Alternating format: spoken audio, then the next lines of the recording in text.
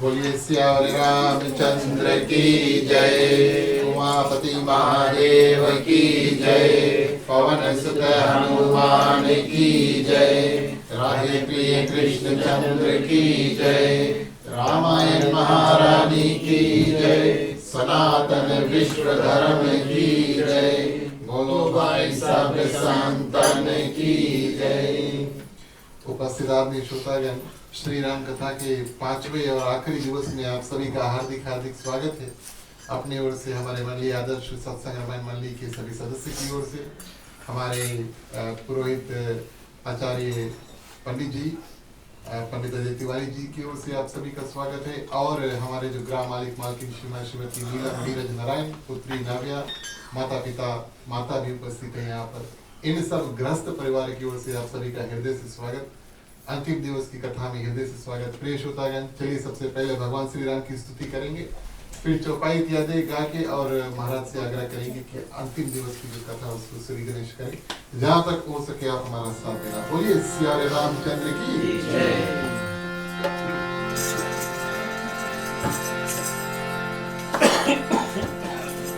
श्री रामचंद्र कृपालु भज मन, वरण भव भय दारुण,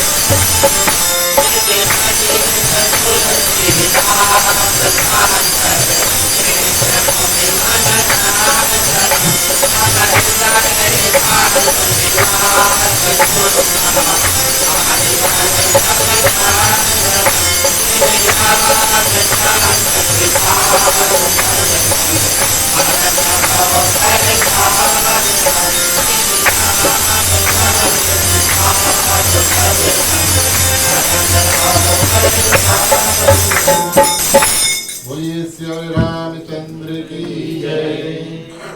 धन्यवाद प्रिय श्रोतागण, धन्यवाद प्रिय श्रोतागण। चलिए रामचरितमानस की ओर चलते हैं और लंका कांड के सबसे प्रथम चौपाई का गान करेंगे। प्रिय श्रोतागण, यहाँ पर वानर सेना भगवान श्री राम सहित रेत पर और ये निर्णय करते हैं कि भारत से लंका कैसे जाएं, नल नील इत्यादि की जो कथा आती है। तो चलिए सबसे पहले चौपाई का श्रवण करेंगे, फिर प्रिय श्रोतागण क्या करेंगे, महाराज जी से आग्रह करेंगे, कथा शुरू करेंगे। प्यारे प्यारे शोकागन आओ चले, रामायण की कथा सुने। प्यारे प्यारे शोकागन आओ चले, रामायण की कथा सुने।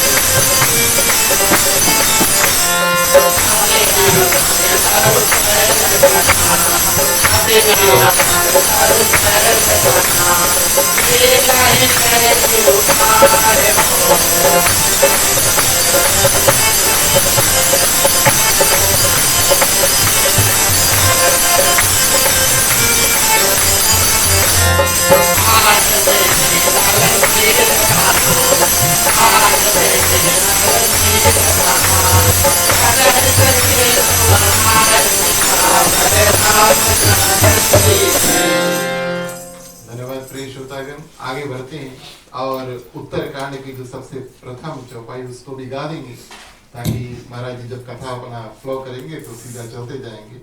और उत्तरकांड का सबसे पहला चौपाई प्रिय श्रोतागण, अयोध्या में भरत जी ये सोचते हैं कि भगवान श्री रामचंद्र जी आएंगे या नहीं। चलिए उस चौपाई को भी गाते हैं, उसके बाद में आज की जो कथा उसको श्री गणेश करेंगे।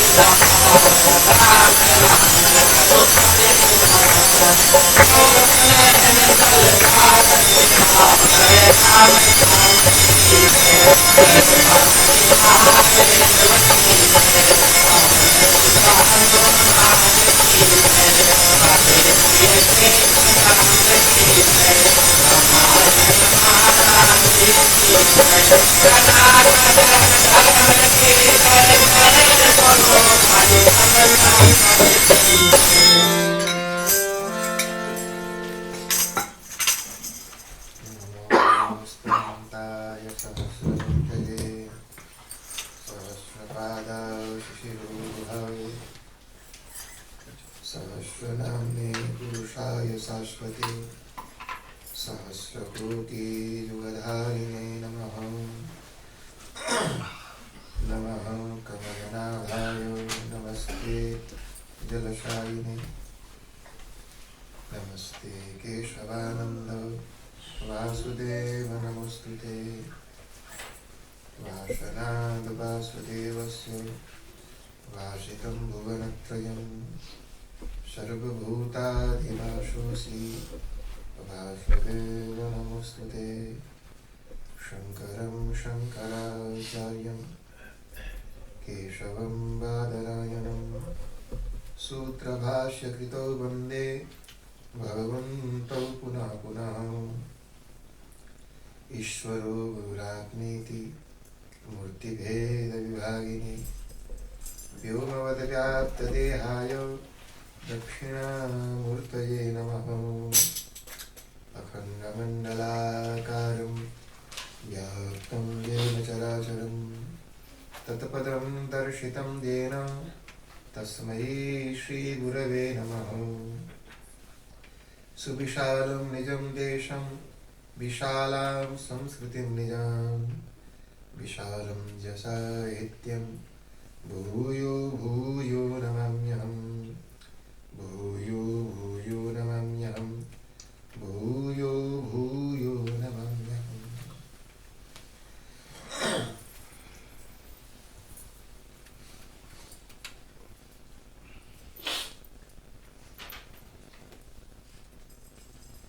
जय बोलो सत्य सनातन धर्म की जय। ओंकारेश्वर महादेव की जय। बोलो भावन भगवान श्री काशी विश्वनाथ की जय। सियावर रामचंद्र भगवान की जय। पवन सुत हनुमान की जय। नमः पार्वती पतये। हर हर महादेव। परमात्मा को बहुत बहुत धन्यवाद, जिस परमात्मा की कृपा से आप और हम सभी ठीक ठाक हैं, कोई दुख तकलीफ नहीं। 5 दिन तक हम लोगों ने सब अच्छे से निपट लिया, कोई बीमार नहीं पड़ा, कोई प्रॉब्लम नहीं हुई। इसके लिए भगवान को धन्यवाद है। एक बार हमने कथा की जी भागवत, और जिस दिन कथा शुरू होनी थी उसी दिन शाम को यजमान बारिश में भीग गए, और दूसरे दिन उसका पूरा कान ब्लॉक। अब हम कुछ भी बोले उसको सुने भी नहीं करे, और वो फ्लू होता है तो ब्लॉक हो जाता है। पूरे 7 दिन का भागवत था, 7वें दिन कान ब्लॉक, और 7वें दिन हवन की आरती की, और आरती में जब शंख फूंका तो उसकी आवाज से कान खुल गया उसका। पूरी कथा नहीं सुनी और शंख फूंका तो हो गया। तो अबे ने भगवान ने बंद कर दी काने उसका, और शंख ने खोल दिया। तो इसलिए विघ्न बाधा नहीं आया। जिस दिन शुरू होना था उसके पहले हम भी बीमार थे 2 हफ्ते से। तो हमको भी डर रहा था कि कहीं कोरोना महारानी रामायण महारानी के पहले नहीं आ जाए। तो ये बड़ा भारी कमिटमेंट है नीरज जी। आप 100 लोग 50 लोग आते हैं और हमारे लिए ही आते हैं, तो सभी लोगों को कुछ अच्छा मैसेज आए तो पढ़ करके आना, मेहनत करके। ऐसे कथा सुनाना मजाक थोड़ी ना है, आए और किताब खोला और कुछ का कुछ सुना दिया, नहीं। मेहनत करके, पढ़ करके, स्टडी करके, पूरा सब नॉलेज इकट्ठा करके, गैदर करके, और फिर आपको यहाँ डिलीवर करते हैं। तो मेहनत करना पड़ता है, तो एक प्रेशर तो रहता है। पर भगवान की कृपा से ठीक ठाक रहा, खूब खांसते रहे, और उन्होंने कुछ दवाई सोचा और सोचने से ही ठीक हो गया जी। देखो, डर गई खांसी की, खाना न पड़ जाएगा। हमारे नीरज जी और नीलम जी को भी धन्यवाद है आप दोनों के प्यार के लिए। आप दोनों ने विश्वास किया, भरोसा जताया, और आपने मुझे बुलाया। उम्मीद करता हूँ कि मैंने आपको ठीक से सुना। रोनील और उनके भ्राता श्री, मुझे पता चला कि आप दोनों भाई हैं, और आज ही पता चला। तो आप दोनों और पूरे आदर्श सत्संग रामायण मंडली के सभी लोगों को हृदय से धन्यवाद, आपके प्यार के लिए, आपके अच्छे भाव के लिए। आप इतने शांति से रोज बैठकर सुनते हैं, और अच्छे से आप लोगों ने नीरज जी की और मेरी मदद की। भगवान करें आप सभी स्वस्थ और प्रसन्न रहिए। नीरज जी और उनकी धर्मपत्नी को इतना सुंदर डेकोरेशन किया, और दिल खोल करके सुनो, लगातार 2 घंटे मुस्कुरा के बैठना भी बड़ा भारी काम है।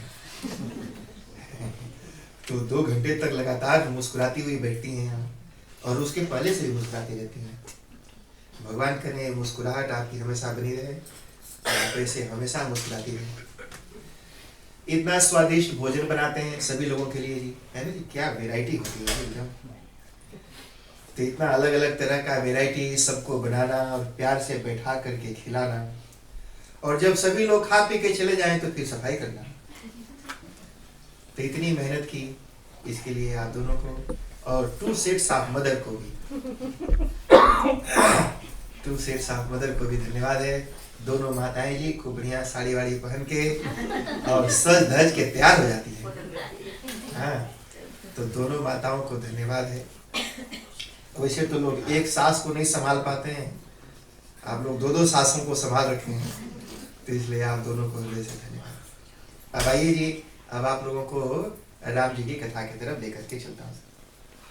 कल आपने देखा सुना कि हनुमान जी सीता जी का पता लगा करके आ गए, राम जी को मैसेज दिया, और उसी समय उधर रावण को विभीषण जी समझाते हैं, और विभीषण को रावण मार करके भगा देता है। बोलता है कि तू जिसकी बात करता है उसी के पास चला जाए। देखो जी, गुस्सा और जिद सिर्फ और सिर्फ नुकसान करता है, ठीक है ना जी? तो इसलिए कोई भी एंगर में कोई एक्शन नहीं लेना, ठीक है ना जी? ध्यान देना। तो रिएक्ट जो बोला कि रिएक्ट कर गया, तो रिएक्ट नहीं करना है, एक्ट करो, एक्टिंग करना है, एक्ट करना है, पर रिएक्ट नहीं करना है। डिफरेंस क्या है जी? जैसे आप किसी ने आपके लिए कुछ बुरा किया तो आप रिएक्ट करते हैं, उसी को ना गुस्सा कहते हैं जी। गुस्सा क्या है? रिएक्शन है एक, मैंने दवा रिएक्ट कर गई या कोई चीज रिएक्ट कर गया, तो गुस्सा, एंगर रिएक्शन है। तो रिएक्शन जो भी होता है वो बुरा होता है। एक्टिंग करते हैं लोग तो उनको पैसा मिलता है, तो एक्ट करना अच्छा है, पर रिएक्ट करने के लिए जेल मिलता है, पुलिस मिलती है ना जी। जेब से जाता है, जेब में कुछ आता नहीं है। तो कोई भी रिएक्शन, रावण को गुस्सा आया, क्यों गुस्सा आया जी? अच्छा सुनो नीरज जी, गुस्सा कब आता है? मैंने एक दिन एक बात बताई थी कि पहला नंबर तो औकात देख करके आता है। अगर सामने कोई जब्बर और मजबूत आदमी हो तो गुस्सा नहीं आता, और सामने कोई कमजोर हो तो गुस्सा आता है। ठीक है जी। अच्छा, कितने लोग हैं जिनको बॉस के ऊपर गुस्सा आया? बॉस 10 लोगों के सामने खड़ा करा के डांटता है और आपको गुस्सा आया, हो तेरी जॉब छोड़ के जाता हूं। कभी गुस्सा आया जी? ऐसे सन्नाटा मार के चुप पे सुनता है। अब वही घर में अगर हस्बैंड कुछ बोल दे तो फिर क्या, बेलन चौकी कढ़ाई सब लेके खड़े हो जाएंगे। तो हमें अपनी औकात देख करके गुस्सा आता है। हमें लगता है जब सामने वाला हमसे कमजोर है तो गुस्सा करते हैं, जब सामने वाला हमसे मजबूत मालूम पड़ता है और हमें लगता है कि गुस्सा करने से हमारा कुछ नुकसान हो जाएगा तो गुस्सा नहीं करते हैं। रावण को लगा विभीषण बड़ा कमजोर है, महाराज जी मार के भगा दिया और विभीषण वहां से निकल करके भगवान राम के पास आ गए। राम जी के पास जब विभीषण जी आए तो बानरों ने उनको रोक लिया, कहा कि यहीं पर रुको, और जा करके राम जी को बताया। ध्यान देना जी, राम जी को परिचय ये दिया कि आपसे मिलने आया है कौन? दशानन भाई, दशानन का भाई आया हुआ है। राम जी जानते हैं एक राम जी के भाई हैं लक्ष्मण जी, हमेशा साथ साथ, और एक रावण का भाई दशानन भाई। दशानन क्यों कहते हैं जी जानते हैं? दशानन, 10 माने 10, 10, और आनन माने मुख। तो रावण के पास 10 मुख था, और मुख क्या काम करते हैं? 10 मुख है ना जी। हमारे पास भी 10 मुख है, आप सबके पास है, हम भी खाते हैं, 10 मुंह से खाता है। कैसे खाता है जी? 3 आवर्स की मूवीज खाते हैं ना जी, कैसे? आंख से टुकुर टुकुर, आंख से दृश्य को खाते हैं, कान से शब्द को खाते हैं, नाक से खुशबू को खाते हैं, और जीभ से स्वाद को खाते हैं, स्किन से स्पर्श को खाते हैं, शब्द रूप रस गंध स्पर्श। तो विभीषण जी का परिचय दिया, लोगों ने कहा कि देखो जी ये दुश्मन का भाई है, धोखा देगा। राम जी ने कहा चाहे कोई भी हो, ये राम जी से सीखना है, ठीक है ना जी। अगर दुश्मन भी आपके शरण में आए, बोले भैया सॉरी गलती हो गया, तो माफ कर दो। अब मान लो माफ नहीं करेंगे, कई लोग क्षमा नहीं करते हैं, तो अगर आप क्षमा कर देते हैं, ध्यान दो, अगर आपने क्षमा कर दिया, मान लो किसी ने आपको 15 साल पहले गाली दी थी, 15 साल पहले गाली दिया, वो मर गया वो जिसने गाली दी थी, और 15 साल आप गांठ मार के बैठे हैं। 15 साल बाद ऑकलैंड में बड़े से घर में सुंदर एयरकॉन में बैठ करके भजिया खाते हुए चाय पीते हैं, और 15 साल पहले गरियाया हुआ वो गाली आपके दिमाग में कहीं से आ जाता है, और भजिया और चाय का स्वाद फीका हो जाता है। होता है ना जी, ऐसे हमारे दिमाग कड़वाहट से भर जाता है। अच्छा, दुख किसे हुआ? जिसने गरियाया था उसको दुख हुआ, या जिसने माफ नहीं किया गांठ मार के बैठा है उसको दुख हुआ? दुखी कौन होगा?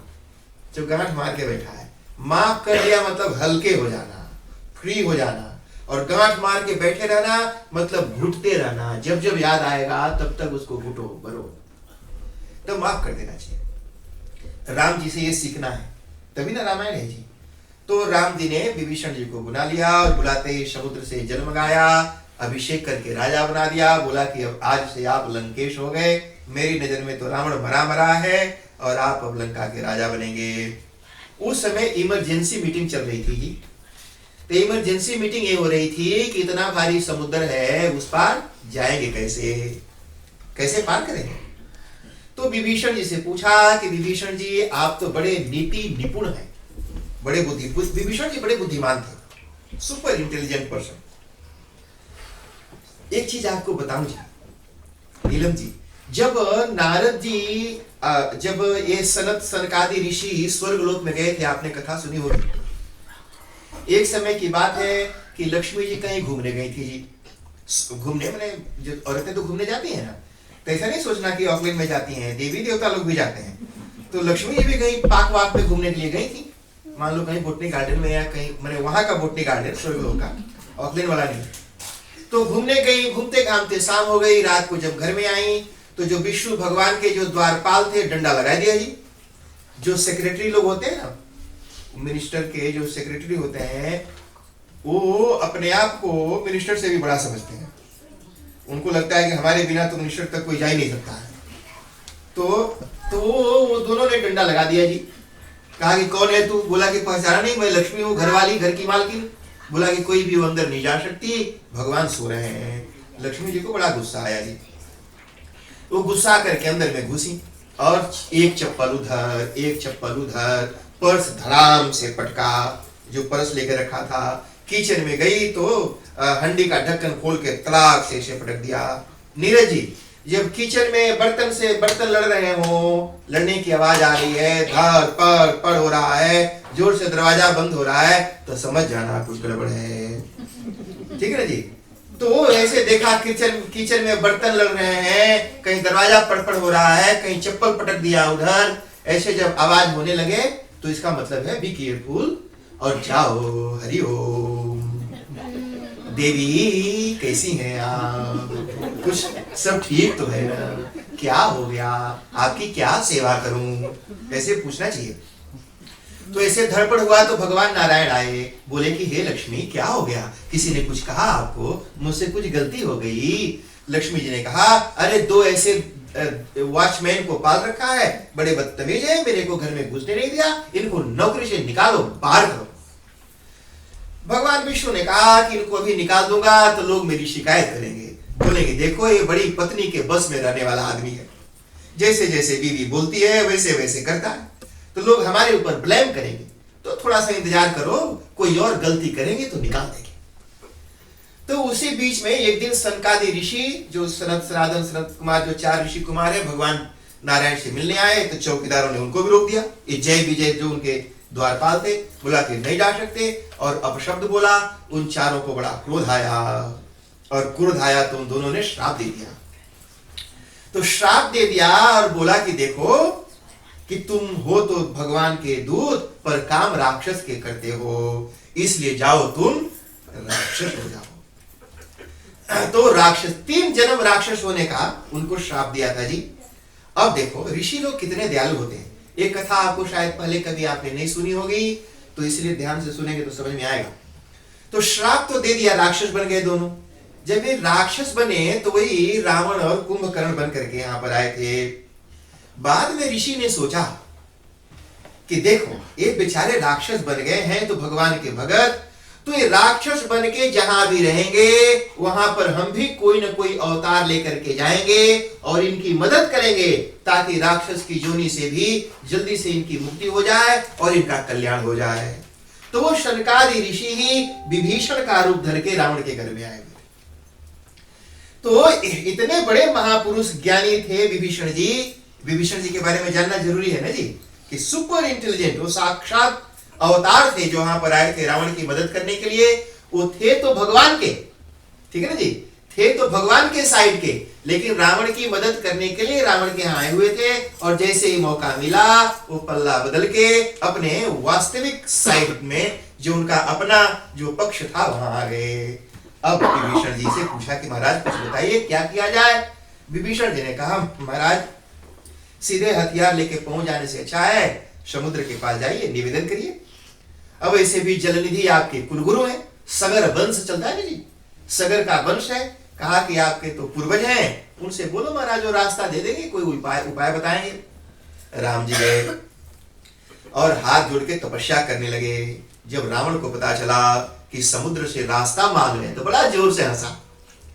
कहा कि समुद्र भी कहीं रास्ता देता है। समुद्र कहेगा कि अच्छा ठीक है आ जाओ, मैं झुरा जाता हूं, निकल जाओ।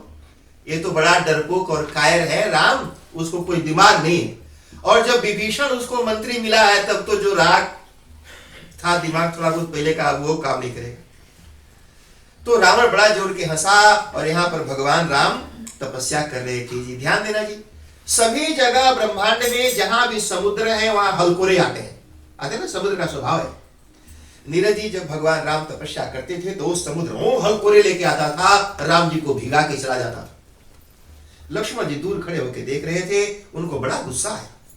कहा कि बड़ा बदतमीज है, मेरे प्रभु इससे तपस्या कर रहे हैं और ये हलकोरे लेके उनको डुबा के बार बार जा रहा है। तो गुस्सा करके घूर के ताका समुद्र को, अगर दोबारा फिर इधर आया तो इसके पहले की तपस्या ये तो करते रहेंगे, लेकिन मैं बाण मार के तेरे को सुखा दूंगा। ऐसे घूर करके जब डांटा, उसके बाद समुद्र सन्नाटा मार गया। आप जब रामेश्वरम में जाएंगे, जहां पर एक घटना घटी थी, वहां पर समुद्र शांत है, वहां हलकोरे नहीं है। और जब रामेश्वर का जो इलाका है वहां से थोड़ा दूर आगे पर जाओ तो ऊंची ऊंची लहरें उठती हैं, पर जहां पर ये रामेश्वरम है वहां पर बिल्कुल शांत। लक्ष्मण जी ने शांत कर दिया। राम जी तपस्या करने लगे। विनय नमानत जलधि जल गए 3 दिन बीत। 3 दिन बीत गया जी और कुछ हुआ नहीं। तो बोले राम सकोप तब बिन भय होई न प्रीत। कहा कि गुस्सा आया राम जी को, बोला कि बिना डर के प्यार नहीं होता। प्यार होता है जी, लोग बोलते हैं प्यार या तो डर से होता है या तो लालच से होता है नीरज जी। और प्यार का कोई रीजन नहीं है। नेचुरल लव, अनकंडीशनल लव संसार में नहीं होता।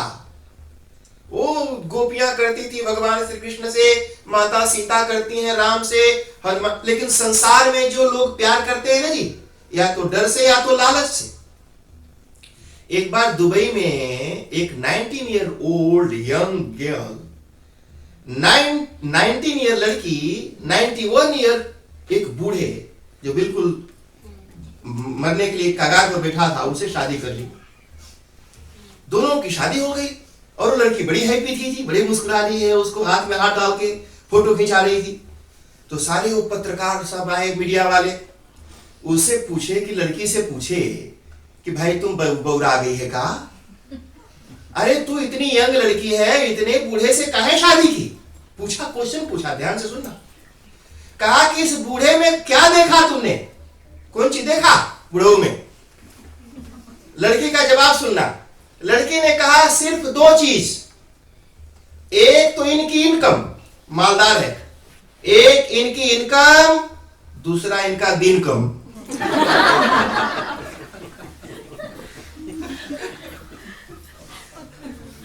तो लालच साने जी, एक तो इनकम है और कब ढह जाएगा पता नहीं, जी ढहती हुई दीवार, कब ढह जाएगा पता नहीं, उसके बाद तो फिर वो माल सब हमारा। तो लालच की वजह से प्यार। तो संसार में या तो डर से प्यार होता है या तो लालच से प्यार होता है। और जहां पर डर भी नहीं है, लालच भी नहीं है, शुद्ध प्यार जब होता है तो उसको प्यार नहीं, भक्ति कहते हैं। जब शुद्ध प्यार, अनकंडीशनल प्यार होता है तो भक्ति होती है। जैसे यशोदा जी भगवान श्री कृष्ण से करती हैं, जैसे गोपियां भगवान श्री कृष्ण से करती हैं। ठीक है जी, खुशी है। अच्छा सुनो, राधा और कृष्ण का प्यार देखो। राधा जी कृष्ण से प्यार करती हैं और राधा जैसे हजारों गोपियां कृष्ण से प्यार करती हैं। अच्छा सुनो, जितनी बाकी राधा जी प्यार करती हैं कृष्णा से, उतना ही बाकी गोपियां भी प्यार करती हैं कृष्णा से। लेकिन जब गोपियों को पता चलता है कि हम जिस लड़के से प्यार करते हैं वो किसी और लड़की से प्यार करता है, यानी ललिता, विशाखा, अनुराधा को पता चलता है कि कृष्णा तो राधा से प्यार करता है, देखो ये प्यार क्या है, तो बाकी गोपियां पीछे हो जाती हैं और राधा को कृष्ण के आगे कर देती हैं। राधा कृष्ण में एक दूसरे से मिले, ये सारी गोपियां मिलकर के ऐसे वातावरण का निर्माण करती हैं। और आज भी, आज के डेट में किसी पत्नी को या प्रेमिका को ये पता चले कि उसका जो हस्बैंड है किसी और लड़की से प्यार करता है, तो पत्नी क्या बोलेगी? ये लो चाबी और गाड़ी भेजेगी जी, वो तो बेलन लेके दौड़ा देगी उसको। तो प्यार है कि प्यार का मतलब है कि मैं जिससे प्यार करता हूं वो जिसमें खुश है उसी को अपनी खुशी मानना। तत् सुखित्वे सुखित्वम प्रेम लक्षणम, ये लव का डेफिनेशन किया। तो यहां पर डर से ही प्यार होता है। लक्ष्मण जी ने कहा कि महाराज भ्राताश्री भैया राम, अब तो इसको सुखा दो। तो तुरंत लक्ष्मण जी को उन्होंने कहा, राम जी ने कहा बाण हमारा लेकर के आओ। इसे यह भी पता चलता है जी कि राम जी धनुष अपने पास नहीं रखते थे। लक्ष्मण जी से मानते हैं कि लेकर के आओ। जब बाली को भी मारना था तो लक्ष्मण जी को बोला कि धनुष लेके आओ। किष्किंधा कांड में कहा कि लक्ष्मण मेरा धनुष ला, मैं अभी इसी बाण से नहीं, धनुष लेके आओ, मैं कल सुबह बाली को मार डालूंगा। लक्ष्मण जी धनुष लेकर के आए, बोले भैया कल सुबह क्यों, अभी क्यों नहीं? राम जी ने कहा देखो नहीं, कल सुबह मारेंगे। तो जब कल सुबह आई तो लक्ष्मण जी ने याद दिलाया कि महाराज आपने कहा था कि मारूंगा, तो मारो नहीं। बोला कि नहीं, बोला तो था कि मारूंगा, लेकिन अब तो आ रहा है तो नहीं मारूंगा। कई लोग बोलते हैं भाई भगवान राम ने झूठ बोला, बोला था मारूंगा तो मारा नहीं। ठीक ना जी? जैसे मान लो किसी को फोड़ा हो जाए, फोड़ा जानते हैं जी, जानते हैं जो घात, तो डॉक्टर बोले कि कल मैं तुम्हारे फोड़े की सर्जरी करूंगा, और दूसरे दिन जब डॉक्टर के यहां गए तो आपका फोड़ा ठीक आ गया। डॉक्टर ने देखा कि फोड़ा तो ठीक हो गया है, तो क्या डॉक्टर फिर भी सर्जरी करेगा? बोले कि नहीं, भले फोड़ा ठीक आ गया पर हमने तो कहा था सर्जरी करूंगा, तो इसलिए लाओ काटता हूं। नहीं नहीं जी, बीमारी ठीक हो गई तो इलाज करने की जरूरत नहीं है। राम जी ने कहा हमको तो सुग्रीव को डराने के लिए करना था, वो बेचारा ऐसे ही आ रहा है तो मारने की क्या जरूरत है। तो इसी तरह से समुद्र को सुखाने के लिए बाण उठाया पर सुखाया नहीं। लोगों ने कहा भाई सुखाया काहे नहीं? बोला हमारा पर्पज इसको सुखाना नहीं था, अपितु इसको लाइन पर लाना था। ठीक है ना जी? तो काम होना चाहिए ना जी, काम जैसे हो जाए सम दम नीति भेद।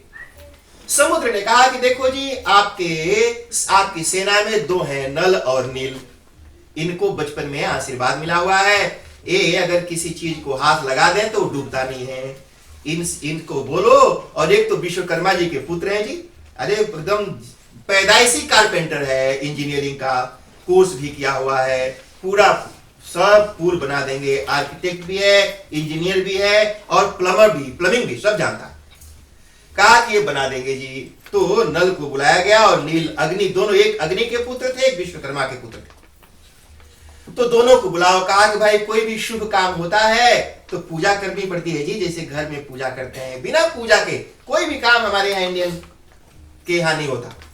तो बोला पूजा करेंगे, तो किसकी पूजा करेंगे? अलग अलग, जिसकी जो देवता हो। भगवान ने कहा कि हम शिव की पूजा करेंगे। तो हनुमान जी को भेजा गया कि जाइए एक शिवलिंग लेकर के आइए नर्मदा नदी से। जो नर्मदा नदी के निकले हुए शिवलिंग है वो शुद्ध शिवलिंग होते हैं। सभी लोग है ना, ऐसे मिट्टी का पत्थर का, इधर का मुंह बनाना चाहिए तो इधर मुंह बना दिया, ऐसे उल्टा सीधा बना हुआ शिवलिंग घर में रखने से फल उल्टा ही मिलता है। इसलिए नर्मदेश्वर शिवलिंग लेकर के शुद्ध, चाहे जितना भी साइज का मिलता हो आप ले लो, घर में रखो, आराम से पूजा करना। तो हनुमान जी शिवलिंग लेने के लिए आए। इधर पंडितों ने मुहूर्त बताया था कि देखो सुबह 9:40 पर मुहूर्त है प्राण प्रतिष्ठा का। हनुमान जी आए नहीं, देर हो गई उनको। तो देर हो गई तो पंडितों ने कहा कि भाई मुहूर्त से होना चाहिए। ध्यान देना जी, मुहूर्त और मंत्र बड़ा इंपॉर्टेंट है। कई लोग बोलते हैं कि अच्छी भावना से करो, मन चंगा तो कठौती गंगा। ना ना, ठीक है जी। नीलम जी, कभी आपको किसी ने बोला कि आंख बंद करके श्रद्धा से पैनाडोल खाओ? नहीं बोला ना जी।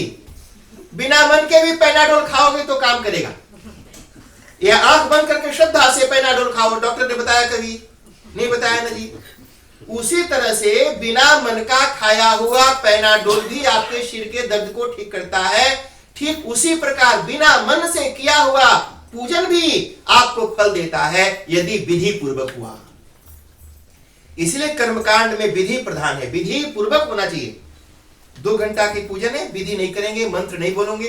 कई लोग बोलते हैं भाई मन अच्छा होना चाहिए, भावना है ना, मन चंगा तो कठौती गंगा, कई लोग ऐसे बोलते हैं। लेकिन गलत है। आप सब जानते हैं रावण, कुंभकर्ण, मेघनाद तीनों ने ब्रह्मा की तपस्या की।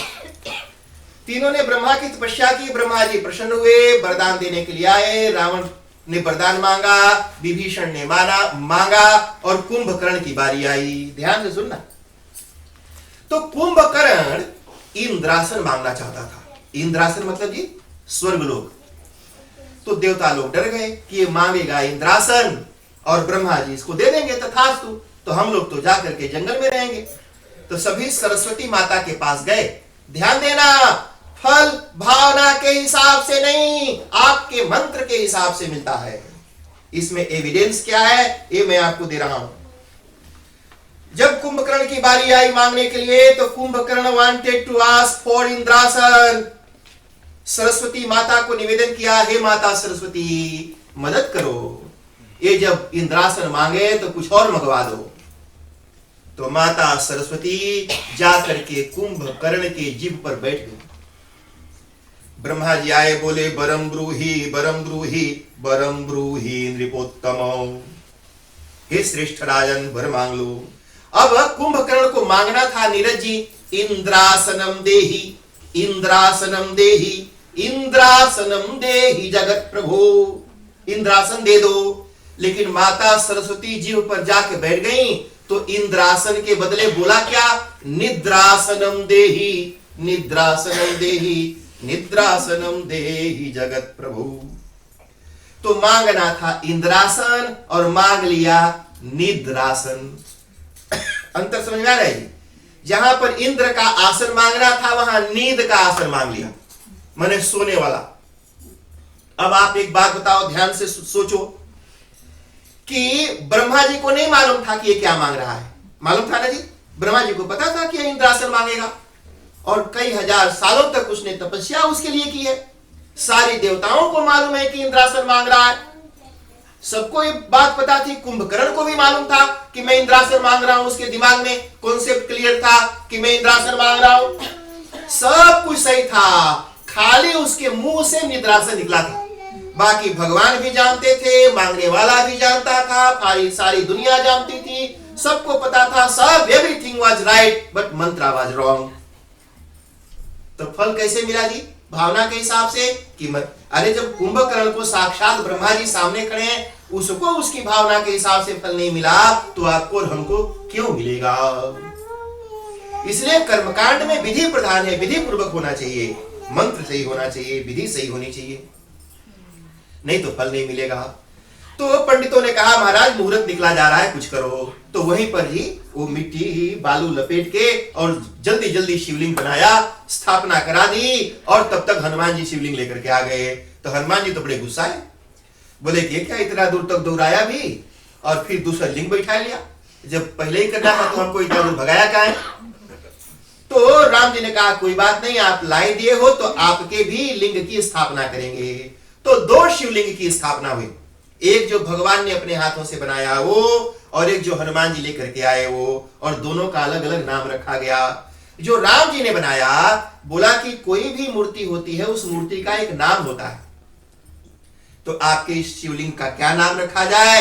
तो राम जी ने कहा रामस्य ईश्वर, जो राम का ईश्वर है, राम का भी जो ईश्वर है वो है रामेश्वर, इसलिए रामेश्वर महादेव की जय।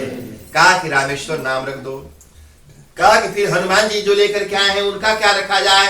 कहा कि हनुमतः यो ईश्वर, जो हनुमान जी का ईश्वर है, इसलिए हनुमदेश्वर महादेव की जय। तो उनका नाम हनुमदेश्वर महादेव पड़ा, इनका नाम रामेश्वर महादेव पड़ा। विधिवत पूजा पाठ हो गई और फिर फूल बधाने लगा जी।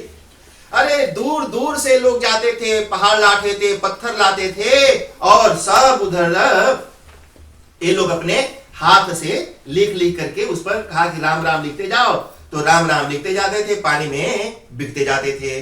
पर एक दिक्कत होने लगी जी, प्रॉब्लम हो गई। प्रॉब्लम एक हुई, कंक्रीट मिक्सिंग जो होता है ना जी, मिक्स करके चिपकाने का। तो इनको वरदान मिला था कि तुम जो डालोगे पानी में डूबेगा कि नहीं, राइट है भाई, नहीं डूबेगा, पर जुड़ेगा, ये वरदान तो मिला नहीं था। ये तो था नहीं कि तू एक पत्थर यहां डालेगा एक वहां डालेगा तो दोनों जुड़ जाएगा। ये लोग पत्थर बिकते थे, डूबता तो था नहीं लेकिन बह जाता था। वो समुद्र के लहर में वो बह जाए सारा, पुल बने। और पुल तो तब बनेगा जब वो पत्थर एक दूसरे से जुड़े। समझ आ रहा है सबको? तो पुल तो तब बनेगा जब वो पत्थर जुड़े। और ये पत्थर बिकते थे, डूबता तो था नहीं, बह जाता था। सब भाग करके राम जी के पास आए, बोले महाराज बड़ी प्रॉब्लम हो गई है, ये बन नहीं रहा है, क्या किया जाए? तो राम जी ने उनको बताया कि देखो, एक पत्थर पर रा लिखो और एक पत्थर पर म लिखो और फिर उसको भीगो। एक है राम है जो राम और म है सीता। कहा कि तो एक राम को रिप्रेजेंट करता है, एक सीता को रिप्रेजेंट करता है, एक में रा लिख दो एक में म लिख दो और फिर भीगो, तो फिर रा और म दोनों जुड़ जाएंगे। फिर क्या था जी, एक पर रा लिखा गया एक पर म लिखा गया और दोनों बिकते थे और फिर जुड़ जाता था। तो इस तरह से जुड़ता गया, राम राम राम राम राम। ये खबर रावण को पता चल गई कि भाई वो राम का नाम लेके पत्थर बिकते हैं और डूबता नहीं। रावण ने कहा इसमें कौन सी बड़ी बात है भाई, ये तो हमारा नाम लेके बिको तब नहीं डूबेगा। लोगों ने कहा भाई ऐसा कैसे, थोड़ा हमको भी दिखाओ। तो सब लंका में इधर समुद्र के इस पार राम जी का नाम लेके पत्थर फेंक रहे हैं और समुद्र के उस पार रावण भी अपनी पूरी राक्षसी सेना को लेके इकट्ठा हो गया कि भाई हमारा भी नाम लेके भिगोगे तो नहीं डूबेगा। अब राक्षस आए, रावण लिख के पत्थर भिगा, वो गप से डूब गया जी। तो रावण को तो बड़ा टेंशन हुआ कि भाई ये हमारे तो प्रजा में और हमारी सेना में तो हमारी बड़ी निंदा होगी कि रावण के नाम में शक्ति नहीं है। रावण ने कहा कि तुम लोग ठीक से बिकते नहीं हो इसीलिए डूब रहा है। तो रावण गया और पत्थर उठाया और बिगा तो नहीं डूबा। तो धीरे से उसका नाना था, वो गया और बोला कि बेटा कौन ची करा, हम लोग भीगे तो डूब गया, तू भीगा तो नहीं डूबा। ध्यान से सुनो। रावण ने कहा कि मैंने धीरे से पत्थर के कान में बोला कि तुझे राम की कसम डूबियो मत।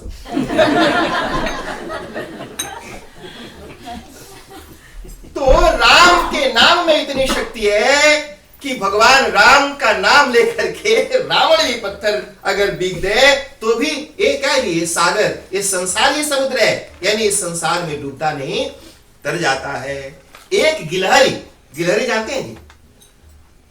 गिलहरी होती है जो नहीं वो पेड़ पर ऐसे चढ़ती है, चूहा के रकम तो लंबा सा और पेड़ पर चढ़ते हैं, उसको गिलहरी बोलते हैं। एक जानवर होता है, क्या अंग्रेजी में बोलते हैं उसका नाम नहीं पता, खरगोश से थोड़ा सा छोटा और चूहा से थोड़ा सा बड़ा। क्या किसी को समझ आ रहा है? हाँ नाम बताओ अंग्रेजी में। हाँ तो आप समझ जाओ कोई गिलहरी, ठीक है। अब नहीं बोल, थोड़ा सा सुनने में। हमारे यहाँ एग्जाम हो रहा था, स्पेलिंग चेक। तो एक लड़के से पूछा कि तुम्हारा कहाँ से आया, तो बोला वाराणसी। तो बोला वाराणसी स्पेल कर, तो कर दिया। दूसरे से पूछा कहाँ आया, दिल्ली, तो उसने स्पेल करो तो दिल्ली हुआ। तीसरा लड़का आया, बोला कहाँ से आया, बोला तिरुवनंतपुरम। बोला कि स्पेल कर, बोला सॉरी सर मैं तो गोवा से आया हूं। तो इसी तरह से तो गिलहरी जी उसने सोचा कि पुल बन रहा है, हमें भी कुछ मदद करना चाहिए। ये जो कथा है आनंद रामायण की है। तो वो समुद्र में जाती थी और पानी में डूब जाती थी और फिर बाहर आकर के बालू में लोटपोट करती थी। पूरे समुद्र पूरे शरीर में बालू लग जाता था और फिर पुल पर जाती थी और झाड़ देती थी। कंट्रीब्यूशन नहीं जी, ऐसा नहीं मैं भी कुछ कंट्रीब्यूट कर रहा हूं, जरूरी नहीं है कि आप पत्थर लेकर के आए, एक बालू का एक दाना तो कंट्रीब्यूट कर ही सकते हो। जरूरी थोड़ी है कि इतना जब होगा तो कुछ तो कर लो भाई। तो गिलहरी पानी में भीगती है, बालू में आती है, लोट करके वहां जाती है और झाड़ देती है। हनुमान जी ने देखा, बोले कि भाई बहिनी, बहिनी वो बानर है और ये दोनों एक ही जाति के। बोले बहिनी कहीं कुचाए जाइबू, कुछ कहीं कुचाए जाएगी तो तू काहे बीच में पड़ी है। तो वो माने नहीं जी, बोला कि नहीं हम भी मदद करेंगे। तो हनुमान जी ने जानबूझ के धीरे से उसकी पूंछ दबा दी। अब हनुमान जी भाई धीरे से दबाए तो भी दब गया कस के। वो राम जी के पास जाकर शिकायत की बोले देखिए ये हम सेवा करते हैं तो हमको नहीं करने देते हैं, क्या भगवान की सेवा कुछ खास लोग करेंगे या हम नहीं कर सकते?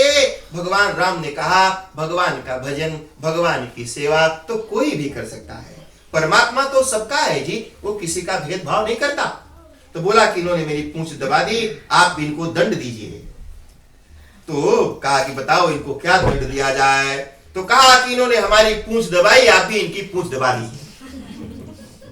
कुछ लोग बोलते हैं कि इसीलिए क्योंकि गिलहरी की पूंछ दबा करके उसको दुख पहुंचाया, इसीलिए रावण ने हनुमान जी के पूंछ में आग लगा करके उनको दुख पहुंचाया। ये आनंद रामायण की कथा है।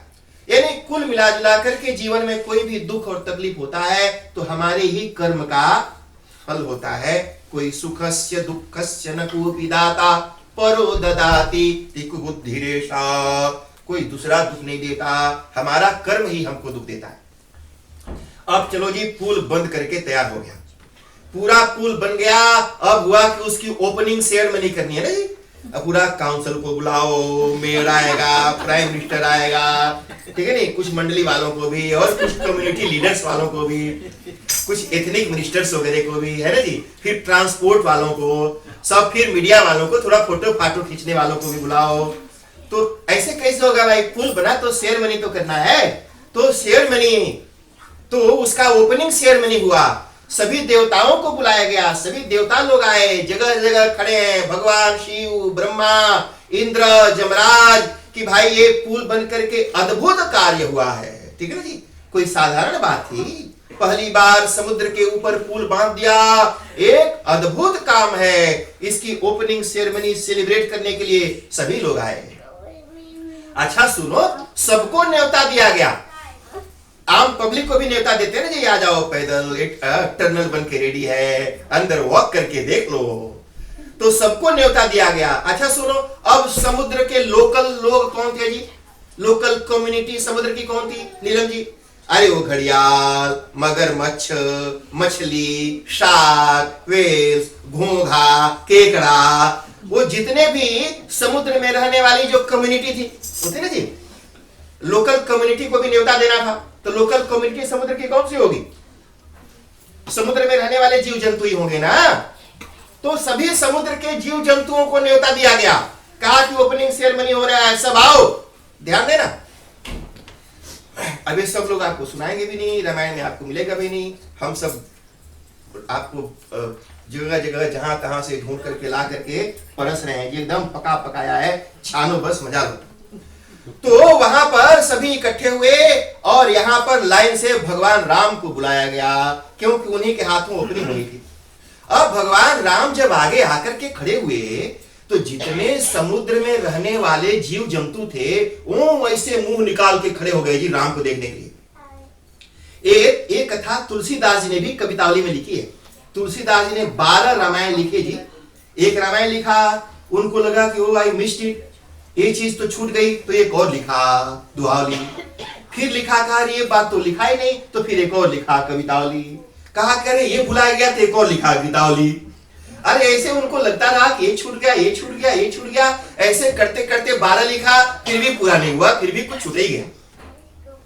तो सारे जो जानवर थे, जो मगरमच्छ था, घड़ियाल, जो मछलियां, सीपी, घोघा, केकड़ा, झींगा जो भी था, सब आकर के समुद्र के ऊपर पानी पर ऐसे जी बिल्कुल पानी के ऊपर, और राम जी को टुकुर टुकुर ताक रहे हैं।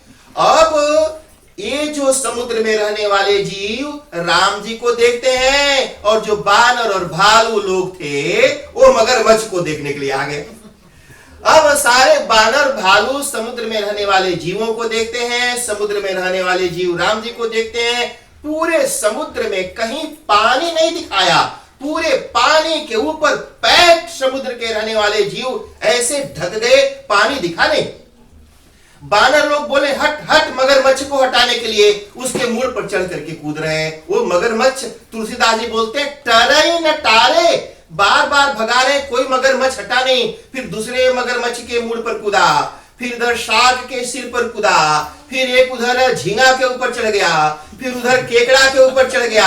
अरे सुनो, ऐसे कूदते हुए फाड़ते हुए पूरी की पूरी बानर सेना ये झींगा केकड़ा घोंघा के ऊपर चढ़ करके पूरा समुद्र लाद गए। पुल के ऊपर तो खाली राम जी चल करके गए। पुल के ऊपर खाली राम जी चल करके गए, बाकी पूरी बानर सेना वो समुद्र के ऊपर जो जीव जंतु जो उतराए थे उनके पीठ और मूड पर चढ़ करके लांग गई। पूरी सेना समुद्र के उस पार। जय बोलो सियावर रामचंद्र भगवान की जय।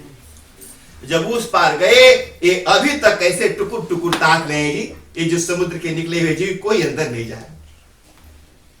आकर के विभीषण जी, हनुमान जी, नल, नील, ये सभी लोग जो बड़े बड़े पत्थर ला करके पुल बनाए थे, हनुमान जी को लगता था कि अगर मैं न होता तो पुल बनता नहीं। नल नील को लगता था कि अगर मैं न होता तो ये पत्थर डूब जाता। जामवंत को लगता था कि अगर मैं सुपरवाइज नहीं करता तो ये सब एकजुट होकर के काम नहीं करते। पूरी बानर सेना को लगता था कि मैं नहीं होता तो पुल नहीं बनता, और पुल नहीं बनता तो सेना इस पार नहीं आती। सबका घमंड एक क्षण में टूट गया। सबने सोचा अरे हमारा पुल बनाना तो बेकार हो गया। ये तो राम जी की मोहनी मूरत, राम जी की शकल, राम जी की ग्लोरी, राम जी की ब्यूटी देखने के लिए इस समुद्र के जीव ऊपर आ गए और इनके ऊपर चढ़ करके पूरी की पूरी सेना बाहर आ गई।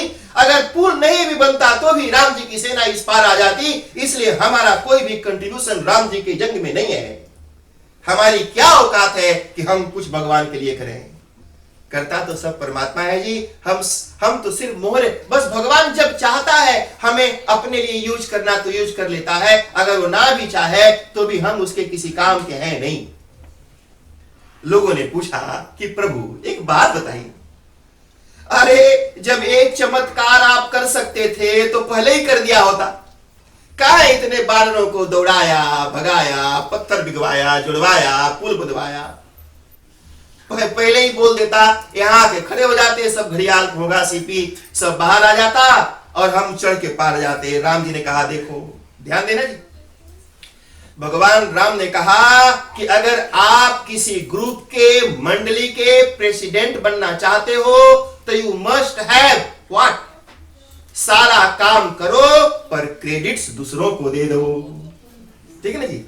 अगर आप अच्छा लीडर बनना चाहते हैं, अच्छा प्रेसिडेंट बनना चाहते हैं, तो लीडर की क्वालिटी यह है कि काम सब करता है, सारा लीड करेगा, पूरी मेहनत करेगा, सारा कर्म करेगा, सब कुछ होने के बावजूद भी क्रेडिट सब पूरी अपनी मेंबर्स को बांट देता है। भगवान राम ने कहा कि मैं कर तो सकता था, लेकिन मेरी मंडली के जो ग्रुप के लोग थे उनको लगता कि हमने कुछ नहीं किया, इसलिए उनको भी लगे कि हमने कुछ किया। तो इसलिए सबकी होना चाहिए, सबकी मदद करना चाहिए। चलो जी, समुद्र के उस पार आ गया। ओम नमः पार्वती पतये, हर हर हर महादेव।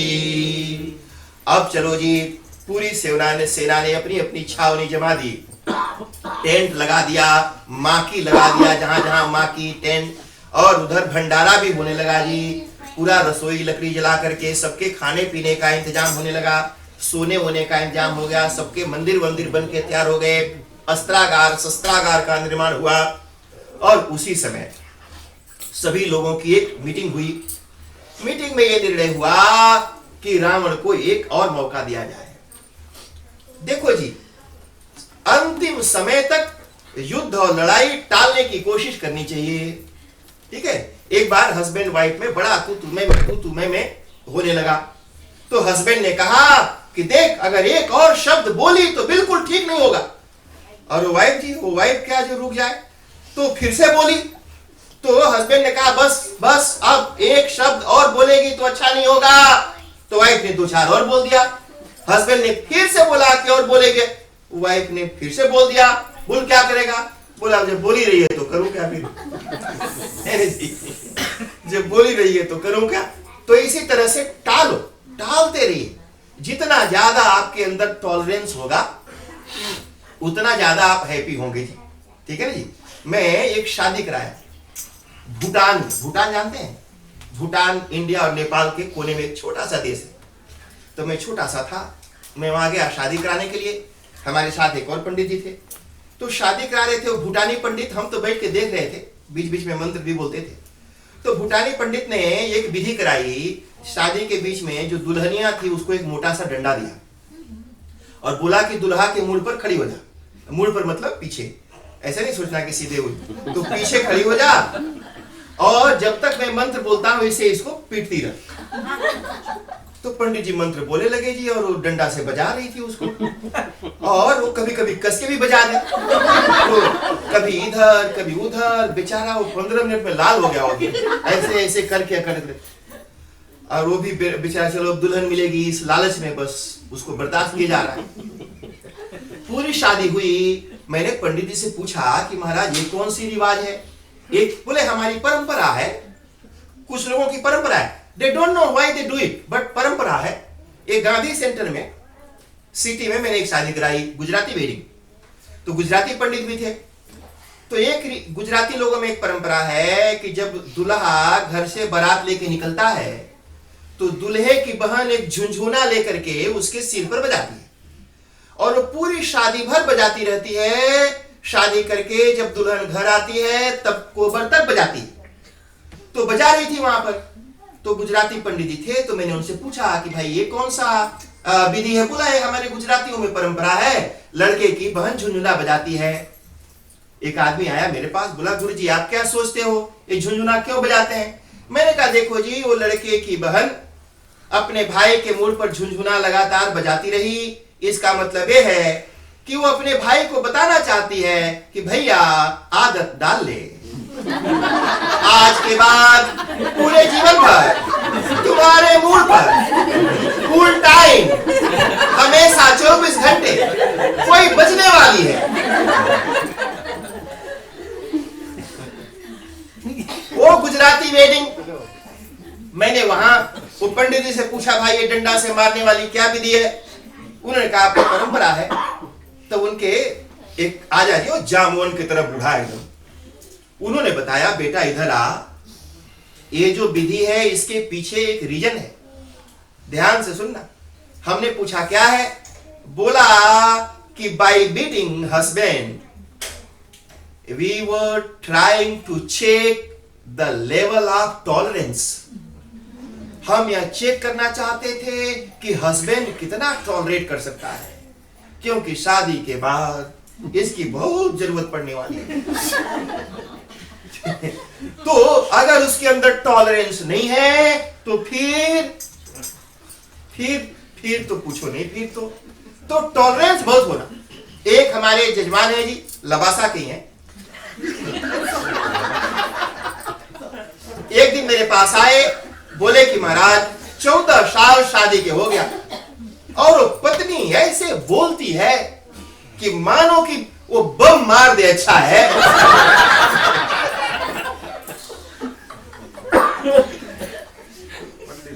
अब बोले रुकाए नहीं, अब रोका नहीं रहा है। हमने कहा महाराज रोको। बोला कि नहीं हम तो अब छोड़ के भागे ममता। मैंने कहा छोड़ के भागना मत। उन्होंने कहा क्यों? मैंने कहा एक बात बता, बैंक से कर्जा लो, लोन मोगज लो और भरो नहीं, छोड़ के भाग जाओ तो बैंक छोड़ी जी पीछा करके लेगा। हमने कहा जो तुम्हारी पत्नी है तुम्हारे ही किए हुए कर्मों का फल है, मिली हुई है, तुम्हारे ही किए हुए कर्मों का फल है, तो इसलिए तेरा कर्म है, इसलिए उसको विथ स्माइल इंस्टॉलमेंट में कीप पेइंग। अगर वो जो मोगज है भर देगा, इफ यू वांट, अगर तू हैप्पी नहीं है, चाहता है कोई और मिले, तो ये कर्जा चुका दो। और अगर बिना कर्जा चुकाए भागा, सी विल कम बैक, अगले जन्म में फिर आएगी।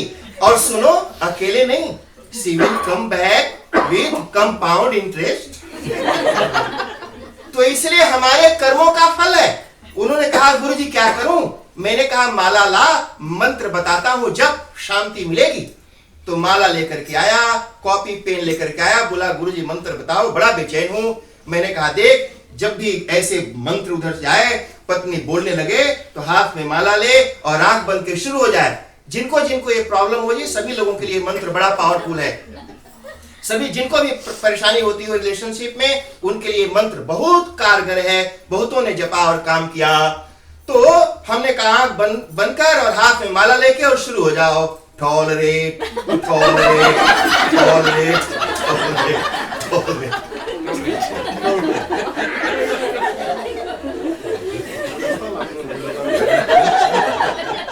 जितना ज्यादा टॉलरेंस होगा उतना ज्यादा स्वीटनेस आएगा। और नीरज जी, ये जो रिलेशनशिप है ना जी, अचार के रकम होता है, जितना पुराना होता है ना जी उतना ही टेस्ट आता है ना जी। तो इसलिए ये जो है रिलेशनशिप में टॉलरेंस बहुत ज्यादा जरूरत है। टॉलरेट करो टॉलरेट करो टॉलरेट करो, कोई दूसरा रास्ता नहीं है। तो टालना चाहिए, टॉलरेट मतलब टालो, उसको टालो। राम जी ने कहा इस युद्ध को टालो, टॉलरेट करो। तो एक मौका रावण को दे दो। क्या मौका जी? कहा कि थोड़ा समझा दो एक बार और। तो अंगद जी को भेजा गया। अंगद जी गए जी और रावण के दरबार में। तो रावण ने बड़ा उपहास किया, मजाक उड़ाया, बोला नीचे खड़े रहे। तो अंगद जी ने तो अपना पूंछ लपेट करके लंबा सिंहासन बनाया, उस पर रावण से भी ऊंचा बैठ करके खूब वाद विवाद हुआ। अब वो बड़ा सुंदर संवाद है, वो सारा तो सुनाएंगे तो समय लगेगा, पर एक चीज आप सुन लो।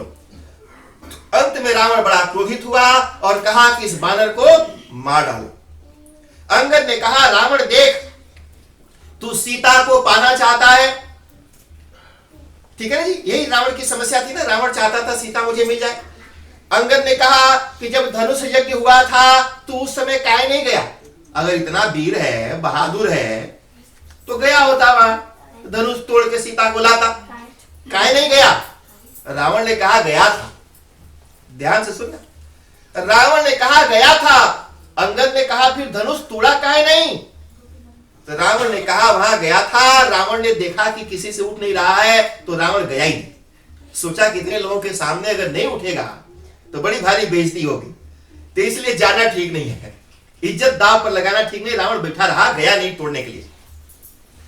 लेकिन यहां पर अंगद को रावण ने दूसरा जवाब दिया। रावण से पूछा काहे नहीं धनुष तोड़ा?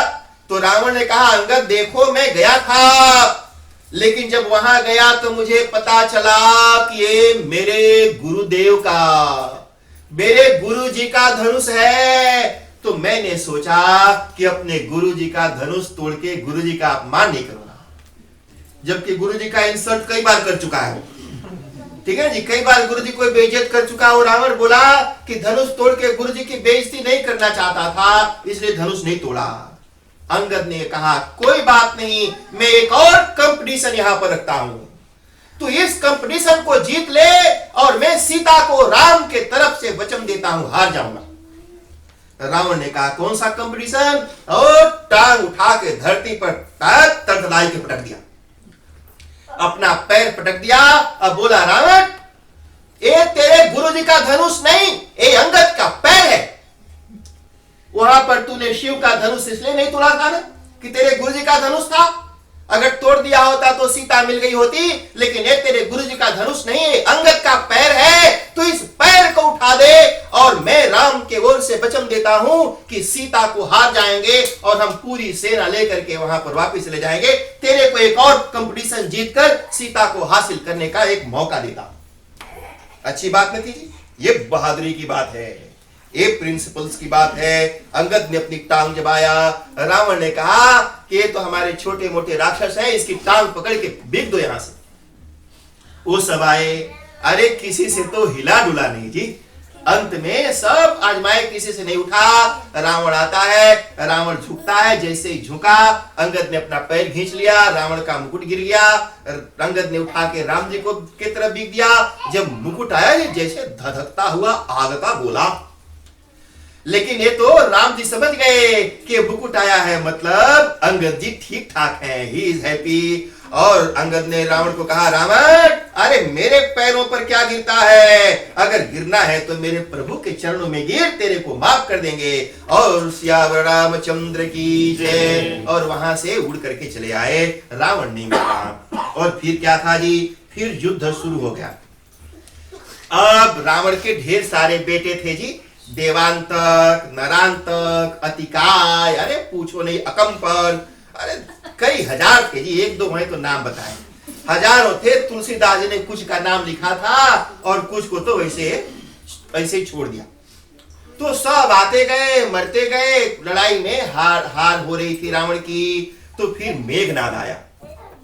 तो मेघनाद तो बड़ा ताकतवर था जी। खूब भयानक युद्ध हुआ और युद्ध में उसने लक्ष्मण जी को शक्ति बाण मारा, आप सब जानते हैं। लक्ष्मण जी मूर्छित हो गए। तो लक्ष्मण जी मूर्छित हो गए, मूर्छा में चले गए। राम जी लक्ष्मण जी को गोदी में लेकर करके बड़े रोए। राम जी ने कहा, हे मेरे भाई, मैं माता सुमित्रा को क्या मुंह दिखाऊंगा कि मैं अपनी बीबी के लिए अपने भाई के प्राण को दांव पर लगा दिया। अरे मेरे भाई, अगर मेरे को पता होता कि तेरी मृत्यु हो जाएगी तो मैं रावण से युद्ध नहीं करता, सीता को रावण के घर में छोड़ देता, लेकिन तेरी जान बचाता। लोग ऐसे राम जी के ओर ताक रहे थे। राम जी ने कहा कि इस संसार में सब कुछ मिल सकता है, लेकिन सहोदर भ्राता नहीं मिल सकता। एक मां के गर्भ से पैदा हुआ भाई दोबारा फिर इस संसार में नहीं मिलेगा। इसलिए ऐसे भाई के लिए, ऐसे भाई के जीवन को दांव पर लगा के ऐसे भाई के बिना मैं कैसे जीऊंगा। बड़ी रो रहे थे, बड़ी भारी, चारों तरफ दुख सन्नाटा छाया हुआ है। विभीषण ने कहा कि देखो जी, ऐसे इलाज करने के लिए हमारे यहाँ एक वैद्य है, उनको बुलाया जाए, सुषेण वैद्य। कौन लाएगा? तो हनुमान जी लाने के लिए गए। नीरज जी गए तो सुषेण सो रहे थे। कहा कि सुषेण वैद्य को जाकर के ले आओ, ध्यान देना।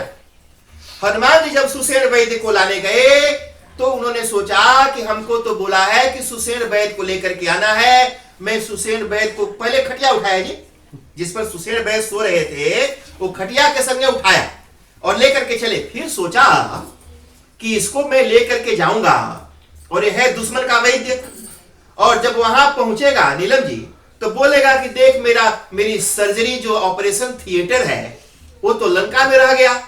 फिर बोलेगा कि मेरी जो फार्मेसी है वो तो वहां रह गया। कोई ना कोई एक्सक्यूज बहाना मारेगा। तो इसलिए इसको ऑपरेशन थिएटर और फार्मेसी की दुकान और जितना भी पूरे सब संगे, घर के संगे लेके चलते। आपने विचार किया कि सुषेण को घर के समेत लेकर के आए थे। घर के संगे कहा रहे ताकि बाद में कोई बहाना नहीं मारे, ये इलाज नहीं करूंगा।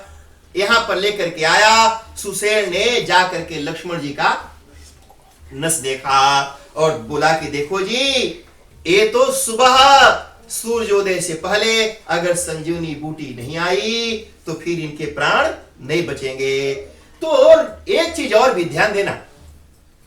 सुषेण ने राम जी से कहा, नीरज जी, उसने कहा कि राम जी एक बात बताइए, आप मेरे देश के दुश्मन हो, थे ना जी?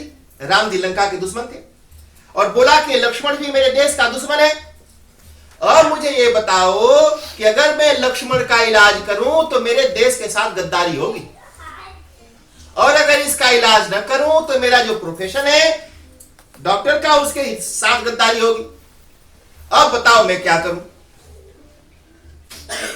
बड़ा सुंदर है जी, रस रामायण है ये, आनंद लीजिए उसका। बड़ा सुंदर संवाद हुआ। चलो कोई बात नहीं, इसको छोड़ देता हूं, ये अलग टॉपिक हो जाएगा। सुषेण ने इलाज करने का निर्णय लिया। संजीवनी बूटी हनुमान जी लाते हैं और ला करके लक्ष्मण जी को ठीक किया जाता है। लक्ष्मण जी ठीक हो जाते हैं। दोनों में बड़ा भयानक युद्ध होता है और अंत में जी बड़ा कठोर युद्ध हुआ।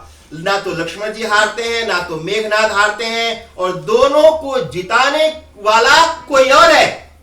जानते हो कौन? उधर लक्ष्मण जी की पत्नी और इधर मेघनाद की पत्नी। दोनों सती और दोनों पतिव्रता, दोनों अपने अपने पति की रक्षा के लिए अपने अपने स्थान पर बैठ करके आराधना कर रही हैं। लेकिन लक्ष्मण जी का जो पातिव्रत्य था वो जीत गया। क्यों भाई? क्योंकि लक्ष्मण जी की अपनी खुद की भी तपस्या थी। 14 साल तक लक्ष्मण जी सोए नहीं थे। कई लोग बोलते हैं कैसे कैसे हो सकता है कि सोते ही नहीं। अरे सोते होंगे, लेकिन लक्ष्मण जी को जानो, आपका डाउट दूर हो जाएगा। लक्ष्मण जी काल है। काल कभी सोता नहीं है। नीरज जी, हम सोते हैं, घड़ी भी सोती है क्या? रात को 9 बजे सोते हैं तो घड़ी भी सुत गई और सुबह 4 बजे टुक टुक टुक टुक फिर शुरू करती है। हम सोते हैं, घड़ी नहीं सोती, काल नहीं सोता, टाइम नहीं सोता है। लक्ष्मण जी काल है, कभी नहीं सोते। तो इसलिए उनकी जो तपस्या थी वो तपस्या के बल पर मेघनाद का वध कर दिया। ठीक है ना जी। तो मेघनाद मारा गया, उसके पहले कुंभकर्ण भी मारा गया था, उसके बाद रावण की बारी आई। जब सब हार गए, अंत में रावण युद्ध करने के लिए आया। राम और रावण के बीच में भी बड़ा भयानक युद्ध हुआ। लक्ष्मण जी से भी बड़ा भारी युद्ध हुआ जी। पहले रावण से लक्ष्मण जी भी काफी देर तक लड़े और एक समय तो ऐसी कथा आती है कि रावण ने बाण मार करके लक्ष्मण जी को मूर्छित कर दिया और मूर्छित कर दिया और गया उनको उठाने, तो लक्ष्मण जी उठे नहीं। खूब उठाया पर नहीं उठे तो छोड़ के चला गया। फिर हनुमान जी गए तो लब से उठा लिया गोदी में और लेकर के राम जी के पास चले आए। तो किसी ने हनुमान जी से पूछा कि हनुमान जी, जिस लक्ष्मण को रावण हिला तक नहीं पाया उसको आपने इतनी इजीली कैसे उठा लिया और रावण नहीं उठा पाया? अरे जो कैलाश पर्वत को उठा सकता है वो एक साधारण लक्ष्मण जी को क्यों नहीं उठा पाया? हनुमान जी ने कहा लक्ष्मण जी को नहीं उठा सकता है। पूछो क्यों? देखो जी, लक्ष्मण जी कौन है? शेषनाग के अवतार है। तो जो कैलाश पर्वत है वो है धरती पर, धरती है शेषनाग के सिर पर, शेषनाग के ऊपर है भगवान। ठीक है ना जी। और फिर वो शेषनाग, तो शेषनाग को उठाना मतलब शेषनाग को, उस पर सोए हुए भगवान को, फिर उनके मूल पर बैठे हुए पूरी धरती को, फिर उसके ऊपर वो पहाड़। इतना भारी वजन कौन उठाएगा जी? इतना वेट को उठाने का ताकत किसमें है? कोई नहीं उठा सकता। तो कहा कि फिर आप कैसे उठा लिए? हनुमान जी से पूछा कि आप कैसे उठा लिया?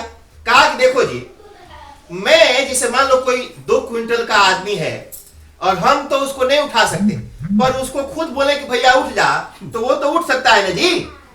वो तो अपने से तो उठ जाएगा, हम नहीं उठा पाएंगे। तो हनुमान जी ने कहा कि लक्ष्मण जी मूर्छा में थे, ये सारी दुनिया जानती थी और यही सोच करके रावण उठाने गया। लेकिन मैं लक्ष्मण जी का सीक्रेट जानता हूं। लक्ष्मण जी काल हैं, एक कभी बेहोश नहीं हो सकते, एक कभी कोमा में नहीं जा सकते। मैं तो लक्ष्मण जी के पास गया और धीरे से उनके कान में बोला, भैया लक्ष्मण, अब नाटक खत्म हो गया, उठा और चलो। हम तो लक्ष्मण जी को कार में जाके बोला कि अब नाटक खत्म हुआ, रावण गया, उठो और चलो, और वो उठ के जी गोद में चल पड़े। तो हमने लक्ष्मण जी को उठाया नहीं, लक्ष्मण जी खुद ही उठ करके मेरे गोद में बैठे और हमने यहां ला करके पहुंचा दिया। तो ये देखो जी, प्यार है, ये रस है कथा का। तो उस तरह से लक्ष्मण जी यहां पर आए, रावण और राम जी का युद्ध शुरू हुआ। अब दोनों लड़ने लगे। तो उसी बीच में एक घटना घटती है। घटना ये घटी कि राम जी पैदल थे, कोई रथ नहीं था। ठीक है जी। आज हमने जल्दी कथा शुरू कर दी थी, थोड़ा जल्दी खत्म कर देंगे। अब मैं देख रहा हूं आप लोग थोड़ा। तो राम जी पैदल थे, पैर में जूता नहीं था, रथ नहीं था, और रावण के पास रथ था, अस्त्र था, शस्त्र था। विभीषण ने राम जी को देखा और राम जी के पास गए और बोला, रावण रथी बिरथ रघुबीरा, और देखी विभीषण भयउ अधीरा। उन्होंने सोचा कि रावण रथ पर बैठा है, अस्त्र शस्त्र से सुसज्जित है, कवच पहना हुआ है, पैरों में पूरा बूट पहना हुआ है, पूरा लाइफ जैकेट पहना हुआ है, हेलमेट लगाया हुआ है, सब लगाया था जी। हेलमेट लगाया था, ग्लव्स पहना था, बूट पहना था और पूरा लाइफ जैकेट पहना था, प्रोटेक्शन बुलेट प्रूफ जैकेट पहना हुआ था। सारा कुछ पहन के तैयार था और वहां इधर से कोई बम फूट रहा है, कहीं उधर से मिसाइल दाग रहे हैं। तो पूरा सेफ्टी इक्विपमेंट पूरा टनाटन था जी रावण का। और राम जी के पास तो कुछ था भी नहीं जी। एक नीचे धोती, ऊपर एक ऐसे दुपट्टा और पूरा खुला शरीर, नंगा पैर, पैर में जूता तक नहीं। विभीषण जी को देख के दया आ गई। विभीषण ने कहा, प्रभु आप ऐसे नंगे पैर, नंगे बदन कैसे लड़ोगे? एक बाण लगता है तो इधर भोंका जाता है, इधर खोदा जाता है, और रावण का तो पूरा बॉडी कवर्ड है। राम जी ने बड़ी अच्छी बात विभीषण को बताई और कहा, सुनहु सखा कह कृपा निधाना, जेहि जय होई सो श्यम दनयाना। कहा कि विभीषण जी, ये जो रथ है ना, इस रथ पर बैठ करके कोई जीत नहीं सकता। ये जो हथियार है इससे विजय नहीं हो सकता। जो जीतने वाले रथ हैं, घोड़े हैं, वो कुछ और हैं। तो बोला कि क्या है, तो बताया। राम जी ने कहा, देख मेरे पास भी रथ है। कैसा रथ है? सौरज धीरज तेहि रथ चाका। कहा कि जो मेरा जो रथ है, देखो जी, धीरज, धीरज जानते हैं ना जी, सब्र। कहा कि जिसके अंदर सब्र है, और शौर्य का मतलब पराक्रम, जो डरता नहीं, निर्भीक हो। तो कहा कि मेरा जो रथ है उसमें दो चक्के हैं, एक तरफ धीरज है, दूसरे तरफ शौर्य है। फिर बोला सत्यशील दृढ़ ध्वजा पताका। कहा कि उसमें एक झंडा लगा हुआ है। झंडा नहीं जो हनुमान जी का झंडा लगाते हैं, वैसे सभी लोग ध्वजा लगाते हैं। हमसे लोग पूछते हैं कि महाराज झंडा किसमें बांध है? बांस में। नीरज जी, कई बार लोगों को बांस नहीं मिलता, तो बोलते हैं महाराज सही बात बताओ, झंडा कौन सी में बांधो? मैंने कहा देखो, सच्ची बात तो यह है कि झंडा का जो पोस्ट है वो गोल्ड का होना चाहिए, गोल्ड मेड। और जो फ्लैग है वो भी गोल्ड का, पोस्ट भी गोल्ड का और फ्लैग भी गोल्ड का। ये शास्त्र में यही है, क्योंकि हनुमान जी का सबसे पहले बार झंडा अर्जुन ने बांधा था, और वो गोल्ड का पोस्ट था और गोल्ड का फ्लैग। नीरज हमारे जजमान ने उनको मैं बताया, कहा कि गोल्ड का होना चाहिए। गोल्ड के पोस्ट पर गोल्ड का फ्लैग होस्ट करो, और जब अगली बार रोड कराओ तो झंडा विथ डंडा पंडित जी को दान कर दो। है ना जी? तो अलग अलग। तो कहा कि ये जो ध्वजा है सत्यशील ध्वजा पताका। कहा कि सत्य है और शील है। शील का मतलब ये एक मैनर, बोलती ना वेल बिहेव जो होता है, वेल बिहेव, उसका व्यवहार बड़ा अच्छा है, उसके बातचीत करने का अंदाज, उसका उठना बैठना, खाना पीना, हंसना बोलना, ये जो क्वालिटीज है ना जी, उसको शील कहते हैं संस्कृत में। कहा कि ये जो हमारी पताका है, और फिर बोलते हैं बल विवेक दम परहित घोरे। बल विवेक दम और परहित। कहा कि बल, दम मतलब अपने इंद्रियों को दमन करना, परहित दूसरों का हित करना। परोपकार बहुत बड़ा धर्म है जी। अपने लिए कुत्ते बिल्ली भेड़ बकरी सब जीते हैं। अरे 10-10 बच्चों को पैदा करने वाली वो सुअरिया जो दिन भर गटर में मुंह डुबाए रहती है, वो भी अपने बीवी बच्चों का पालन पोषण करती है। तो हम भी अगर अपने बीवी बच्चों का पालन पोषण कर लिया तो हमें और उस सुअरिया में क्या अंतर है? वही काम तो किया जो उसने किया। कहा कि नहीं, हम मनुष्य लोग, हमें अपने परिवार के अलावा ऐसे लोगों की मदद भी करनी चाहिए। परोपकार, चैरिटी है ना जी, कमजोर लोगों का मदद करना। तो परहित घोरे क्षमा कृपा समता रज जोरे। और सुनो, क्षमा है, कृपा है और समता है।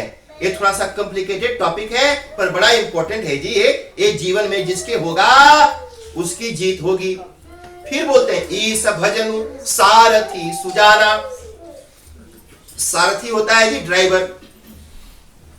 कहा कि जीवन में जब भी संकट आए भगवान का ध्यान करो, प्रभु का नाम लो, भगवान का ध्यान करेंगे तो आपकी गाड़ी चलती रहेगी, क्योंकि भगवान ही आपके रथ को चलाते हैं। और दान परस बुद्धि शक्ति प्रचंडा। बड़ा सुंदर जी धर्म रथ है। बोला कि ये धर्म का रथ है, ये धर्म रथ जिसके पास है उसकी जीत होगी। विभीषण जी सुन करके बड़े खुश हुए। कहा कि महाराज अब मैं समझ गया, आपकी जीत होगी। पूरी लड़ाई होती रही जी। अंत में एक दिन की लड़ाई बची थी। रावण मरने वाला था। Ram the almost about to kill Ravan. उसी समय इंद्र ने सोचा कि भाई राम जी पैदल लड़ते हैं, इनको रथ भेज दो। ठीक है जी। पूरी लड़ाई खत्म हो गई तब अभी तक सुते रहे, पूरी लड़ाई खत्म हो गई। कई लोग ऐसे होते हैं जी, कई लोग होते हैं जब कुछ संकट में पड़ेंगे ना तो अंदर रजाई में मुंह घुसा कर बैठा रहेगा, और जब सारा निपट जाएगा तब आएगा, भैया सुना कुछ भय है ना जी, दिखावटी ना, कुछ सुना कुछ भय। अभी तक कहा था जी, जब दुख तकलीफ में थे तो आया नहीं। कुछ लोग ऐसे ऐसे इंद्र जी सन्नाटा मार के भाई, इंद्र ने सोचा कि अगर राम जी के लिए रथ भेजा और अगर कहीं राम जी हार गए तो रावण फोड़ेगा बाद में हमको, तो इसलिए रथ भेजना ठीक नहीं है। जब इंद्र को भरोसा हो गया कि अब रावण मारा जाएगा, राम जी जीतेंगे, जब इंद्र श्योर हो गए कि अब कोनो रकम से रावण बची नहीं, तो सोचा कि अब रथ भेज दो, कम से कम कुछ क्रेडिट हमको भी मिल जाएगा। क्रेडिट के लिए काम लोग करते हैं ना, यश मिलना चाहिए। तो रावण से लड़ने के लिए भगवान राम को इंद्र ने रथ भेजा, और सुनो, भगवान राम मुस्कुराते हुए रथ पर चढ़ गए, युद्ध करने लगे जी। एक बार मैं एक कथा सुना रहा था नीलम जी, तो जब पूरी कथा मैंने सुना दी, एक आदमी मेरे पास आया और बोला कि महाराज एक बात बताओ, राम जी ने इंद्र का रथ क्यों लिया? अरे वो युद्ध तो जीत रहे थे, बिना रथ के भी जीत जाते, और जब इंद्र को रथ भेजना ही था तो पहले काहे नहीं भेजा? सब कुछ खत्म होने के बाद रथ काहे नहीं भेजा? अगर मैं राम के जगह पर होता तो इंद्र के रथ को लात मार के लौटा देता। मैंने कहा इसलिए तो आप राम नहीं है, रावण है। सुनो, मैंने कहा इस राम की क्वालिटी क्या है? चाहे जिस समय जब भी कोई आए, हम आदर और सम्मान के साथ उसको स्वीकार करते हैं और उसको एक्नॉलेज करते हैं। Wow, thank you very much, अरे आप कम से कम आए तो सही। तो चलो जी, वो रथ पर लिया और बड़ा भारी युद्ध हुआ, और वो मरे ही नहीं जी। बार बार बाण मारते थे, वो मरता नहीं था। इसे मुंडी कटती थी, फिर से उग जाती थी। तो विभीषण जी आए, कहा कि देखो इसके हृदय में, नाभि में अमृत है, उसको अमृत सुखा दो। जब ये ब्रह्मा जी की तपस्या किया तो सुषेण वैद्य के मदद से उसके प्राणों को हृदय में एक अमृत की कटोरी में डाल के रखा था। कहा कि उसी में प्राण है, जब तक वो अमृत सूखेगा नहीं तब तक ये मरेगा नहीं। अच्छा, दूसरा भी रीजन है। नीरज जी बोलते थे कि उसके हृदय में अमृत है और उस हृदय में उसने सीता जी को रखा है। उस सीता को पाना चाहता है, उस सीता जी का ध्यान कर रहा है। राम जी ने सोचा कि हृदय में बाण मारूंगा तो सीता जी को लगेगा, और सीता तो जगत जननी है, सीता जी हमारे हृदय में है और हमारे हृदय में सारा ब्रह्मांड है, तो इस तरह से पूरे ब्रह्मांड का नाश हो जाएगा। भगवान राम ने सोचा बार बार इसकी मुंडी काटते रहो, इसका ध्यान हट जाएगा। सीता से ध्यान जब हटेगा, जैसे ही सीता से ध्यान हटा, बार बार सिर काटने से बेचैन हुआ, राम ने बाण मारा और रावण का राम नाम सत्य हो गया। जय बोलो सियावर रामचंद्र भगवान की जय। रावण का वध हो गया जी, और फिर पूरी शांत हो गया। अंत में बूढ़ा नाना अकेले वही बचा था। वो पूरी औरतों को लेकर के आया, बोला राम क्षमा करो, हमारा कोई दोष नहीं, हम लोगों को मत मारिए। उसके बाद राम जी ने हनुमान जी को बुलाया, बोला Hanuman ji, you have been visited Lanka, आप लंका में पहले जा चुके हो, आपको तो वहां का सब पता है, पासपोर्ट स्ट्रीट्स वगैरह सब जानते हैं जी। जैसे फिजी घूमने, हम भी फिजी जा घूम के आए, कई बार गया फिजी, पूरा सिंगाटोका, लटोका, बा, ताबुआ, नाबुआ, रेकी, उंडरे से भी मिला। तो वहां भी जाकर के घूम के आए, और हमको फिजी और इंडिया एक ही रकम लगता है, कोई डिफरेंस नहीं है। तो हमारे यहाँ एक जजमान है, उन्होंने कहा महाराज आप लोग भी पीते हो? हमने कहा हाँ, भांग पीते हैं। बनारसी लोग भांग पीते हैं और लबसिया लोग नगोना पीते हैं। तो हमसे उन्होंने कहा महाराज फिर दोनों पीते हैं, इंडिया वाले भी पीते हैं और फिजी वाले भी पीते हैं। मैंने कहा देखो एक डिफरेंस है, ध्यान से सुनना। मैंने कहा एक डिफरेंस है, जो इंडिया बनारस वाले जो पीते हैं वो थोड़े से लिबरल एंड हम्बल पियक्कड़ हैं, और जो लबासा वाले हैं वो बड़े रफ पियक्कड़ हैं। तो उन्होंने कहा कि आपने ऐसे क्यों बोल दिया। सुनो, ध्यान से सुनो और मजा लो, ध्यान से सुनेंगे तो आपको आनंद आएगा। उन्होंने कहा आपने ऐसे क्यों बोला। नीरज जी बनारस में भांग पीते हैं। भांग होता है प्लांट्स का लीव को तोड़ते हैं, यानी उस पत्तों को पीसते हैं और उसको पीते हैं। हमने कहा हम भारत वाले केवल पत्ता लेते हैं और उसको पीस करके पीते हैं, पेड़ को कोई नुकसान नहीं पहुंचाते। और ये लबासा वाले तो पूरा जड़ खोद के पी जाते हैं। जय हो महाराज।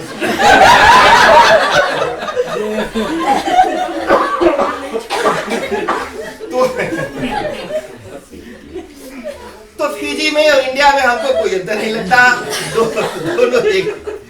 दोनों एक जैसे हैं जी।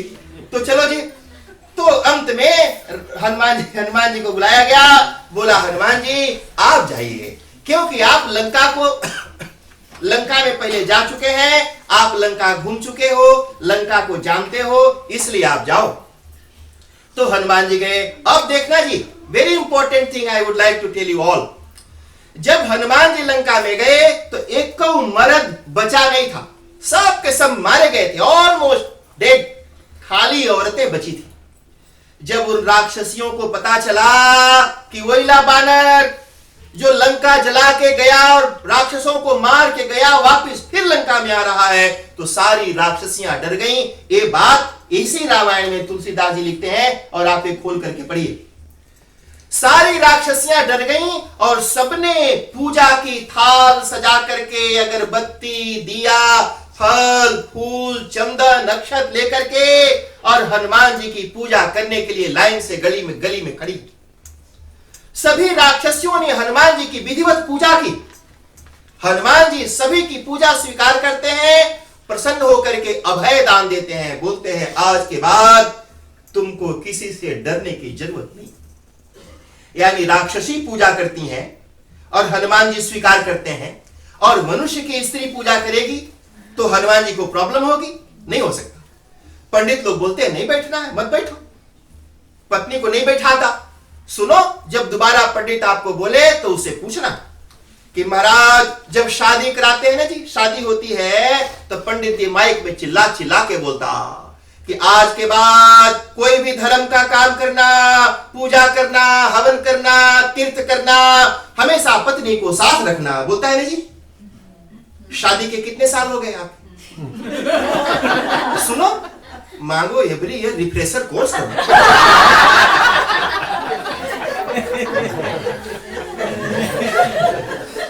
तो वो पंडित माइक लेकर के चिल्ला चिल्ला करके बोलता है ना जी कि हमेशा पत्नी को साथ में रखना, और वही रोड के समय बोलता है कि नहीं बैठाओ। उस पंडित को बोलना महाराज शादी में तो ऐसे बोला रहा, यहाँ ऐसे बोलता है, शादी में क्या नहीं बोला, हमेशा धर्म में साथ रखना, रोड को छोड़कर। ठीक है ना जी, रखना चाहिए। तो हमने पूछा उनसे, एक हमारे जजमान है और पंडित जी भी हैं, वैसे तो फुल टाइम पिज्जा हट में काम करते हैं, पार्ट टाइम पूजा भी कराते हैं। तो मैंने उनसे पूछा कि महाराज आप क्यों ऐसे करते हो? उन्होंने कहा हमारी परंपरा है, हमारे बाप दादा ऐसे करते थे, वो भी लबासा के हैं। उन्होंने कहा कि हमारे बाप दादा ऐसे ही करते थे। उन्होंने ध्यान से सुनो, बोला हमारे बाप दादा फिजी में ऐसे करता रहा, इसलिए हम भी ऐसे करता है। नीलम जी, मैंने उनसे कहा कि आपके बाप दादा जो लबासा में करते थे वो सारा काम यहाँ करते हो? बोला कि हाँ करता है। जो हमारे बाप दादा फिजी में करते थे हम यहाँ करता? मैंने कहा झूठ बोलता है। अरे तुम्हारे बाप दादा फिजी में गन्ना काटते थे तो यहाँ पिज्जा काटता है। हजारों चीज हमारे बाप दादा करते थे, आज हम नहीं करते हैं। हजारों चीज वहां पर होती थी। वो जैसे कपड़ा पहनते थे हम कपड़ा नहीं पहनते हैं, वो जैसे खाते पीते थे हम वैसे खाते पीते नहीं है, वे जैसे रहते थे हम वैसे रहते नहीं है, वो जो काम करते थे हम वो काम नहीं करते। We have changed.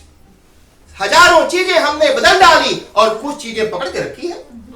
अरे भाई, जब समाज बदल रहा है, दुनिया बदल रही है, नियम बदलना चाहिए। जो हमारे कॉन्स्टिट्यूशन है हजारों साल पहले लिखे गए थे, ठीक है जी, उस समय लोग धोती पहनते थे। पूरी इंडिया में धोती, पैंट था नहीं जी। There was no pant at all. जब अंग्रेज गए ना, जब अंग्रेज इंडिया में गए तो पैंट लेकर के गए थे। उसके पहले भारत के लोगों को, इंडियन लोगों को पैंट के बारे में पता ही नहीं था। और जब वहां से लोगों ने गोरों को भगाया, इतना जोर से भागे कि पैंट वहीं रह गई। और बाद में इंडियन लोगों ने उसको उठा के पहन ली। तो पैंट तो अंग्रेजों की देन है, उसके पहले पूरी धोती पहनती थी। और ठीक है भाई, अब धोती की बड़ी खासियत है जी, कितनी भी गर्मी हो एसी की जरूरत नहीं, चारों बगल से हवा जाती है। और पैंट है पूरा बदा बदा रहता है। तो धोती की एक अपना अलग आनंद है। अलग अलग वस्त्र है हमारे भारतीय वेशभूषा। सभी राक्षसियों ने हनुमान जी की बड़ी विधिवत पूजा की। हनुमान जी सबके ऊपर प्रसन्न हुए और सबको आशीर्वाद दिया और सीता जी को लेकर के राम जी की सेना में वापस आ गए। जब सीता जी आई तो राम जी ने कहा, ध्यान देना, सीता जी की अग्नि परीक्षा होनी है। बोला ना कि सीता लंका में रही, इसलिए अग्नि में होकर के जाओ। सुनो, सीता की अग्नि परीक्षा नहीं थी। हुआ यह था नीलम जी, पंचवटी में रावण के आने के पहले एक दिन राम जी ने सीता को बुलाया। बोला, देवी सीता, आगे बड़ी भयानक कठोर लीला करने जा रहा हूं। रावण आएगा, आपको हरण करके ले जाएगा, अशोक वाटिका में राक्षसियों के बीच में रखेगा, आपको बड़ी तकलीफ होगी। इसलिए आप तब तक के लिए अग्नि देवता के पास जाकर के रहिए। तो जो सीता माता थी अग्नि देवता के पास चली गई और उनका एक डमी डुप्लीकेट वहां पर रह गया था, क्योंकि असली सीता को हाथ लगाता तो रावण जल के भस्म हो जाता। तो डमी सीता को लेकर के गया था। बाद में रावण ने पूछा राम जी से कि महाराज, हम आए थे असली सीता और आपने नकली पकड़ा दिया। तो राम जी ने कहा, देख, तू डुप्लीकेट रूप लेकर के आया था, इसलिए डुप्लीकेट सीता पकड़ा दिया।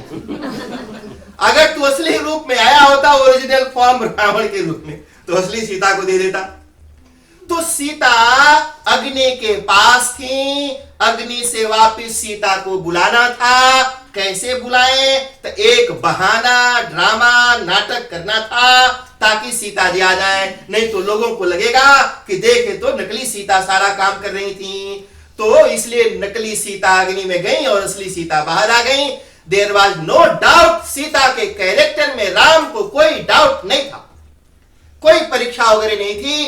ये सिर्फ ओरिजिनल सीता को बाहर लाने का एक तरीका था। सीता राम दोनों मिल गए। जब सियावर रामचंद्र भगवान की जय। और वो चार्टर्ड प्लेन था जी रावण का। तो रावण का चार्टर्ड प्लेन वो मंगाया गया और वो बड़ा फ्लेक्सिबल था जी। वो 380-800 डबल डेकर था। तो उसमें पूरा बिजनेस क्लास, सारा बिजनेस क्लास नहीं, सब फर्स्ट क्लास था। अगर कोई सोना चाहे तो सो सकता है, खाना चाहे तो खा सकता है। उसमें पूरे एयर होस्टेज वगैरह सब थी जी। मैंने सर्विसिंग, देवताओं की अप्सराएं उसमें रहती थी सेवा सत्कार करने के लिए। जिसको जो जरूरत है, जो भोग विलास जो आपको चाहिए, सारा कुछ उसमें उपलब्ध था। ऐसे पुष्पक विमान में सभी लोग आरूढ़ हुए और वहां से उड़ा जी। और वो मन के हिसाब से चलता था। स्पीड उसकी जी, स्पीड कितनी? जैसे मन चलता है। जैसे अभी यहां देखा तो यहां और लब से लबासा चला दिया। तो उसी तरह से जितना तेज बन जाता है उतना तेज वो रथ जो उनका था, वो पुष्पक विमान उड़ता था, उसके ऊपर बैठ करके। अब सुनो, राम जी सीता जी को बोलते हैं, सीता तुमको पता है? अरे ये देखो, क्योंकि सीता जी तो अशोक वाटिका में बैठी थी, यहाँ का हुआ उनको तो पता ही नहीं। अच्छा हस्बैंड वो है नीरज जी कि वाइफ को सब कुछ बताए, जो देखा है दिखाए, जो जानता है वो जनाए। राम जी सीता जी को दिखा रहे हैं, सीता ये देख हमने पुल बनाया है। सीता जी बोली, वाह वाह, हमा खातिर इतना भारी पुल बनाया। सीता जी सोच सोच के खुश रहेंगे, बाबा हमारा खातिर पुल बनाए दी। कोई हस्बैंड एक रोटी नहीं बनाते हैं जी। और यही राम जी ने इतना भारी पुल बनाई दिया। तो बोला ये देखो यहाँ पर रामेश्वर की पूजा की, प्रणाम करो। फिर आए जी तो किष्किंधा आया, बोला कि ये किष्किंधा है और यहाँ पर सुग्रीव की पत्नी और बाली की पत्नी और सब रहते हैं। सीता जी ने कहा रथ पुष्पक विमान को लैंड कराओ यहीं पर, है ना जी, एक प्लेन को लैंड कराओ नीचे। वही जी रोका विमान को, तो पुष्पक विमान को रुकवाया वहां पर, कहा कि रोकिए। वो अंदर गए और बोले कि मुझे मिलाइए, सुग्रीव की पत्नी से मिलती हैं, बाली की पत्नी से मिलती हैं, बाकी सभी बानरियां जो वहां की मिलती हैं और बोलती है कि देखो जी अब तो हवाई जहाज यहां से तभी उड़ेगा जब ये सारी मेरी सहेलियां भी मेरे साथ अयोध्या चलेंगी। सीता जी ने सोचा कि ये सुग्रीव और ये बानर लोग जाएंगे और इनकी पत्नियां यहां रह जाएंगी, ठीक नहीं है ना भाई। हस्बैंड वहां पर भजिया कसेरा खा के और डगोना पिएगा और वाइफ बेचारी घर में बैठ के खाली आलू बैंगन खाएगी, इसलिए इसको भी लेकर चलो भाई, बीबी को भी लेकर के चलो, थोड़ा इसको भी माल ताल खाने को मिलेगा, कुछ वहां पर पार्टी हो जाएगी, डांस वांस हो जाएगा। सीता जी ने सोचा कि सभी बानरों की पत्नियां जितनी थीं सबको लेकर के पुष्पक विमान में बैठा लिया और फिर से यहां से रथ उड़ा और फिर जटायु को दिखाया, हनुमान जी जहां मिले थे वो बताया और सीता हरण से लेकर और रावण मरण तक बीच में जितना कुछ भी हुआ था सारा चीज राम जी ने सीता जी को बताया, दिखाया और दिखाते बताते और केवट के पास ला करके फिर से रुके और केवट को भी साथ भी ले लिया। बोला भैया तू भी चल, क्योंकि तू मेरा दोस्त, तू मम सखा भरत सम भ्राता, तू मेरा मित्र ही नहीं अपितु my dear brother like Bharat, तुम भरत के जैसा मेरा प्यारा भैया भी है। इसलिए उनको बैठाया और लेकर के सब जी इधर भरत जी महाराज जो उत्तरकांड की चौपाई गाई, भरत जी बड़े अधीर हो गए। अब एक दिन बचा है जी और राम जी आए नहीं। भरत जी ने कहा था अगर एक दिन भी देर किया तो मैं अग्नि में कूद करके प्राण छोड़ दूंगा। राम जी ने हनुमान जी को कहा हनुमान आपकी स्पीड बहुत तेज है, हम थोड़ा सा गंगा जी की पूजा वूजा करके आते हैं, तब तक आप भरत जी के पास जाइए और बता दीजिए। तो भरत जी पहुंचे जी, भरत जी के पास हनुमान जी पहुंचे और हनुमान जी भरत जी से पहले मिल चुके थे, भी आप जानते हैं जब मार मारा तो दोनों एक दूसरे से पहुंचाते थे। राम राम हुआ जी, दोनों मिले, भरत जी पहचान गए, बोले भैया हनुमान आप आ गए, मतलब अब राम जी आ गए, ये मुझे भरोसा हो गया। और स्वागत की तैयारी पूरी अयोध्या में जी, चारों बगल दिए जलाए, ठीक है ना जी। दिवाली मनाते हैं ना आप, तो चारों बगल दिवाली, दिवाली माने नीरज जी दीप कहते हैं दिया को और अवली कहते हैं लाइन को। एक लाइन में ढेर सारे दिए को जला दें तो कतार, दियों की कतार, और रो आप दीप्स लाइट्स को दीपावली कहते हैं संस्कृत में।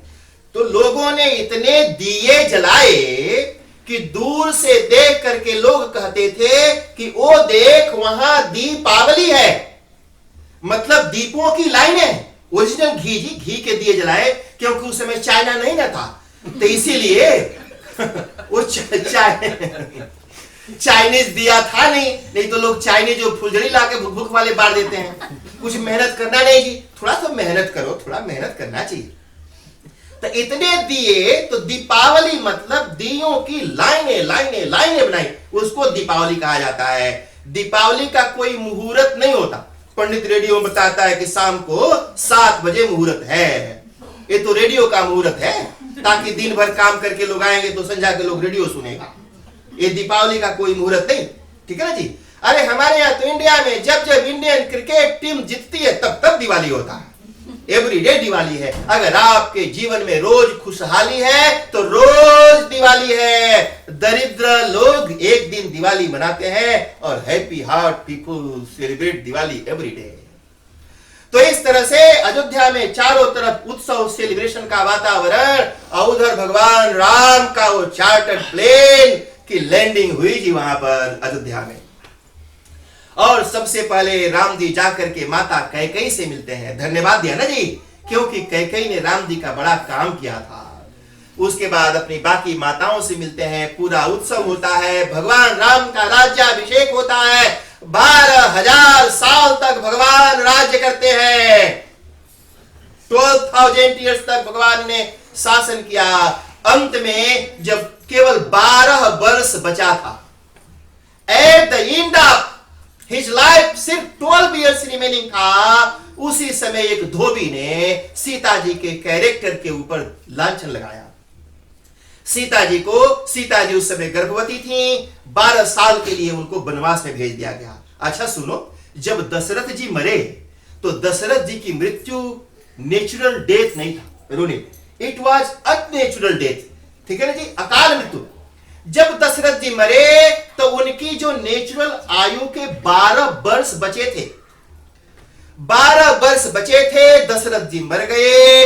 उस समय वहां पर जो आयु थी ना जी, उम्र मृत्यु, वो राम जी के पास आई और बोली महाराज अभी तो इनको 12 साल और मुझे भोगना था, ये 12 साल की आयु छोड़ करके वो चले गए। और नियम में है कि अगर आयु अगर शेष है तो मर नहीं सकता, जमलोक से भी वापस आना पड़ता है, लेकिन क्योंकि वो आपके पिता है इसलिए वापस नहीं आ सकते।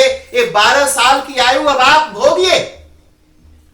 तो भगवान राम ने पिता की बची हुई 12 साल की आयु भोगी। प्रॉब्लम ये हुई कि अगर अब आगे का जो 12 साल जो राम है वो राम नहीं, वो दशरथ है, वो दशरथ की आयु को भोग रहे हैं। तो सोचा कि अगर दशरथ की आयु में भोग रहा हूं तो सीता तो पुत्र वधू हुई, पत्नी नहीं हुई, इसलिए पिता की आयु से पत्नी का भोग नहीं कर सकते, इसलिए शास्त्र के विरुद्ध होगा। तो पत्नी को 12 साल के लिए वनवास भेज दिया। ये मर्यादा पुरुषोत्तम राम की जय। वहां पर लव कुश का जन्म होता है, वाल्मीकि उनको शिक्षित करते हैं, इन लव कुश का भी विवाह होता है, उनके भी बच्चे होते हैं। और अंत में भगवान राम यह निर्णय लेते हैं कि अब हमें यह धराधाम छोड़ देना चाहिए। अंत में जमराज जी आए, जमराज अपना रूप बदल करके आए, राम जी को कहा महाराज अब समय पूरा हो गया है, अब अपने धाम को चलिए। तो जब आए तो राम जी से कहा कि मैं कुछ इमरजेंसी टॉक करना चाहता हूं और आप एक बता दो कि जब तक हम बात करें कोई अंदर नहीं आएगा। तो लक्ष्मण जी को दरवाजे पर पहरा लगा दिया गया। लक्ष्मण जी को बोला राम ने कि लक्ष्मण किसी को अंदर नहीं आने देना, और अगर कोई आएगा तो मैं उसको मृत्यु दंड दूंगा। अंदर मीटिंग चल रही थी, तभी दुर्वासा ऋषि आ गए और दुर्वासा ऋषि ने लक्ष्मण से कहा लक्ष्मण मुझे राम से मिलना है। लक्ष्मण जी ने कहा भैया तो अभी बड़ी कुछ इंपॉर्टेंट मीटिंग में बैठे हैं, आप मुझे बता दो मैं आपकी सेवा करूंगा। दुर्वासा ऋषि ने कहा अभी इमीडिएट, इसी टाइम, इमीडिएटली नाउ। कई लोग बोलते नहीं जस्ट नाउ, ठीक है जी, आई वांट इट जस्ट। एक बार हस्बैंड वाइफ दोनों तैयार होकर के कहीं वेडिंग में जा रहे थे। तो वेडिंग में जा रहे थे, जैसे ही चौखट पर पहुंचे जमराज आ गया जी। तो हस्बैंड तो आगे था, वो बड़ा सा एकदम पेट पर वो पैंट खींचते खींचते, कई लोग होते हैं शादी में बड़े बड़े नजारे देखने को मिलते हैं। एक बार मैंने शादी में देखा कि एक आदमी का बड़ा सा पेट और उसका जो पैंट था वो पेटी घरे भुला गया था, और वो पैंट बार बार सरक रहा था और वो बार बार खींच रहा है। और जो माताएं होती है ना, उनकी नजर बड़ी तेज होती है। तो वाइफ दूर खड़ी थी, वो पहुंच गई, वो बोली कि बार बार खींच रहा है, अच्छा नहीं लग रहा, छोड़ दे। हस्बैंड ने कहा खींच रहा हूं तो नहीं अच्छा लग रहा, छोड़ दूंगा तो और बुरा लगेगा। तो उसी तरह से वो बेचारा हस्बैंड नहा धोा के तैयार होकर के चौखट पर पहुंचा। जमराज आया और हस्बैंड आगे आगे जी बड़ा सा पेट लेकर के, और जमराज ने बोला कि तुम्हारा टाइम पूरा हो गया, I want your life just. Husband ने वाइफ को आगे किया, बोला लेडीज फर्स्ट। ये जो संसार है जी, जमराज कब कहां आएगा, किसको लेके जाएगा, किसी को नहीं पता। दुर्वासा ऋषि ने कहा कि आई वांट नाउ जस्ट, अभी इसी समय इमीडिएटली राम से मिलाओ, नहीं तो मैं श्राप देकर के पूरी अयोध्या को जला दूंगा। लक्ष्मण ने सोचा कि अगर मैं गया तो मैं मरूंगा, और अगर नहीं गया तो पूरी अयोध्या मरेगी, इसलिए अच्छा है कि मैं जाऊं। नीलम जी प्रिंसिपल ये है, अगर एक ऑर्गन काट के शरीर बच जाए तो शरीर को बचाना चाहिए। अगर एक को मरने से 10 लोगों की रक्षा होती है तो एक को मार देना चाहिए, है ना जी। अगर मंडली में 25 लोग हैं, अगर उसमें से 5 के किनारे कर देने से मंडली बची रहे तो 5 को किनारे कर देना चाहिए। यानी थोड़ा सा नुकसान करके ज्यादा की रक्षा करना, ठीक है जी। नियम में है कि ज्यादा बचाने के लिए थोड़ा सा नुकसान करना पड़े तो कर देना चाहिए। लक्ष्मण ने कहा एक तरफ एक इंपॉर्टेंट है और एक तरफ पूरा नगर। लक्ष्मण जी अंदर चले गए। जैसे ही राम जी को लक्ष्मण जी पहुंचे, राम ने देखा, जमराज ने देखा, जमराज तो अंतर ध्यान हो गए। लक्ष्मण जी तो समझ गए कि अब मुझे मरना है, लेकिन क्या करें। अब दोनों लोग आए बाहर दुर्वासा ऋषि के पास, हाथ जोड़ के प्रणाम किया। राम जी ने कहा प्रभु क्या सेवा करूं। दुर्वासा ऋषि ने कहा बड़ी जोर की भूख लगी है, खिचड़ी खिला। बड़ी जोर की भूख लगी, खिचड़ी खिला। राम जी ने कहा हे भगवान, अरे खिचड़ी खाना था तो लक्ष्मण जी को बोल देता, खिचड़ी यही खिला देते आपको। लेकिन दुर्वासा ऋषि भी जी साक्षात भगवान शिव के अवतार हैं। वो जमराज की ही प्रेरणा से वहां पर पहुंचे थे, क्योंकि इन सबका टाइम अब पूरा हो चुका है। दुर्वासा ऋषि भी भगवान की ग्लोरी को बढ़ाने, दुर्वासा ऋषि अद्भुत है। कभी मौका मिला तो आपको दुर्वासा ऋषि के बारे में बताऊंगा, अद्भुत ऋषि हैं। चलो जी, सभी मीटिंग हुई। मीटिंग होकर के लक्ष्मण जी का त्याग किया। लक्ष्मण जी सरयू में जाकर के अपना शरीर छोड़ के शेषनाग के रूप में विलीन हो जाते हैं। उसके बाद बाकी सभी भाई सब चले जाते हैं, सभी लोग, सुग्रीव भी जाते हैं, सभी लोग। अंत में हनुमान जी की बारी आती है और हनुमान जी को राम जी बुलाते हैं और बोलते हैं हनुमान तुम थोड़ी देर यहीं पर रहो। थोड़े बोलते हैं अमर। अमर का मतलब ये नहीं सोचना कि परमानेंट है। अमर का मतलब ये नहीं होता है कि हमेशा, अमर का मतलब होता है कलयुग के अंत तक। जैसे कलयुग है ना जी, 4,32,432,000 ईयर्स तक यहां पर हो, जब तक भगवान राम की कथा पूजा होती रहती है आप यहां पर रहिए। तो हनुमान जी कलयुग के अंत तक यहां पर रहेंगे। तो हनुमान जी को यहां रख दिया कि मेरे धर्म का प्रचार करो। हनुमान जी साक्षात देवता है, सभी जगह रहते हैं, ठीक है जी। जैसे कोई पूछे कि वायु नीलम जी मेरे पास है, आपके पास है कि नहीं? अच्छा लबासा में है तो नांदी में है कि नहीं? ऐसी कौन सी जगह है जहां पर वायु नहीं है, ठीक है जी। उसी तरह से पवन पुत्र, देखो जैसे मैं यहां हूं अपने घर पर नहीं हूं, और जब घर पर हूं तो यहां पर नहीं हूं, लेकिन वायु एक ही समय सभी जगह पर है, कोई ऐसी जगह जहां पर वो ना हो। ठीक उसी तरह से वो वायु के पुत्र हनुमान जी महाराज एक साथ सभी जगह पर विचरण करते हैं। तो 12,000 साल शासन किया भगवान राम ने, और 12,000 साल शासन के बाद भगवान राम ने अपनी प्रजा को उपदेश दिया और कहा कि देखो ये जो मनुष्य का जीवन है, मनुष्य का जीवन सिर्फ खाने पीने और मर जाने के लिए नहीं है।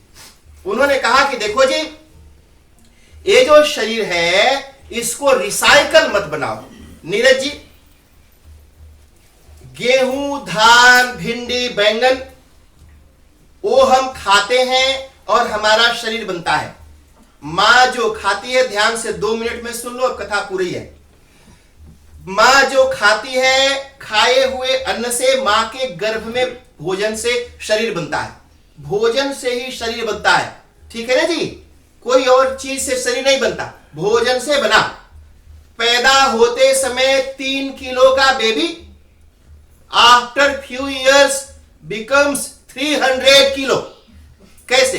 भोजन से, यानी भोजन से ही शरीर बना, यानी शरीर भोजन है, ठीक है जी। जब आदमी मरा तो राख बना, पानी में बहाया, वो पानी भाप बना, बादल बना, वो बादल बारिश बना, और बैंगन, भिंडी, एप्पल, गेहूं, धान के ऊपर गिरा, भोजन बना। और फिर भोजन कोई पुरुष खाया, स्त्री खाई तो रजवीर्य बना, और फिर वो दोनों मिलकर के बेबी बना, ठीक है ना जी। वही शरीर, तो जो शरीर था वो भोजन से शरीर बना, और वो शरीर वापस फिर भोजन बन गया। समझ में आ रहा है सबको जो बता रहा हूं ना?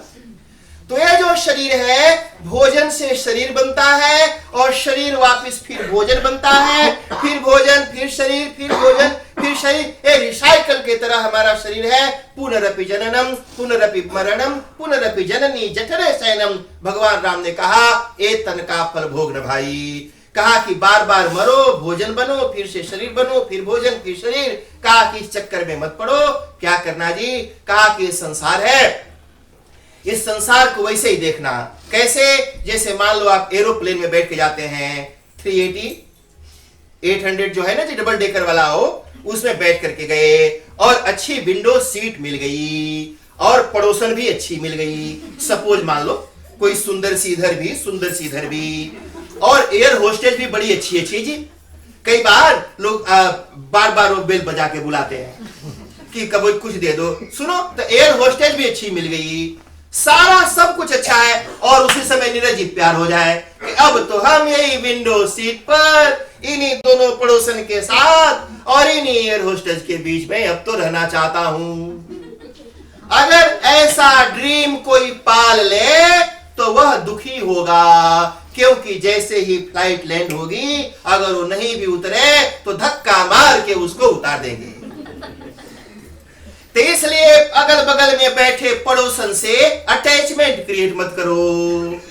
जो एयर होस्टेज है उससे भी अटैचमेंट क्रिएट मत करो। विंडो सीट से भी नो प्यार। ठीक है ना जी? जो अगल बगल में, आपके अगल बगल में है, आप दिमाग में बैठा दो कि ये सारी चीजें तभी तक है जब तक फ्लाइट लैंड नहीं हो जाती। ठीक है ना जी? उसी तरह से आप और हम सब, हमारी बीबी, बच्चे, पड़ोसी, घर, रिश्तेदार, सब तभी तक है जब तक लैंड नहीं हो जाती है ना जी? और कब राम नाम सत्य हो जाएगा पता नहीं। इसलिए don't create attachment with anything. इस तरह से संसार में बस जीवन को जीना है, खुश रहना है, खुद भी खुश रहिए, दूसरों को भी खुश रखिए। आप सबको बहुत बहुत धन्यवाद। दोनों हंसते मुस्कुराते सेंचुरी बनाइए। जितने भी लोग कथा में आए, भगवान आप सबको स्वस्थ और प्रसन्न रखें। आप सब खड़े हो जाइए, भगवान की आरती करते हैं। उसके बाद कुछ शिष्टाचार के भाषण आदि होंगे और फिर कार्यक्रम का समापन।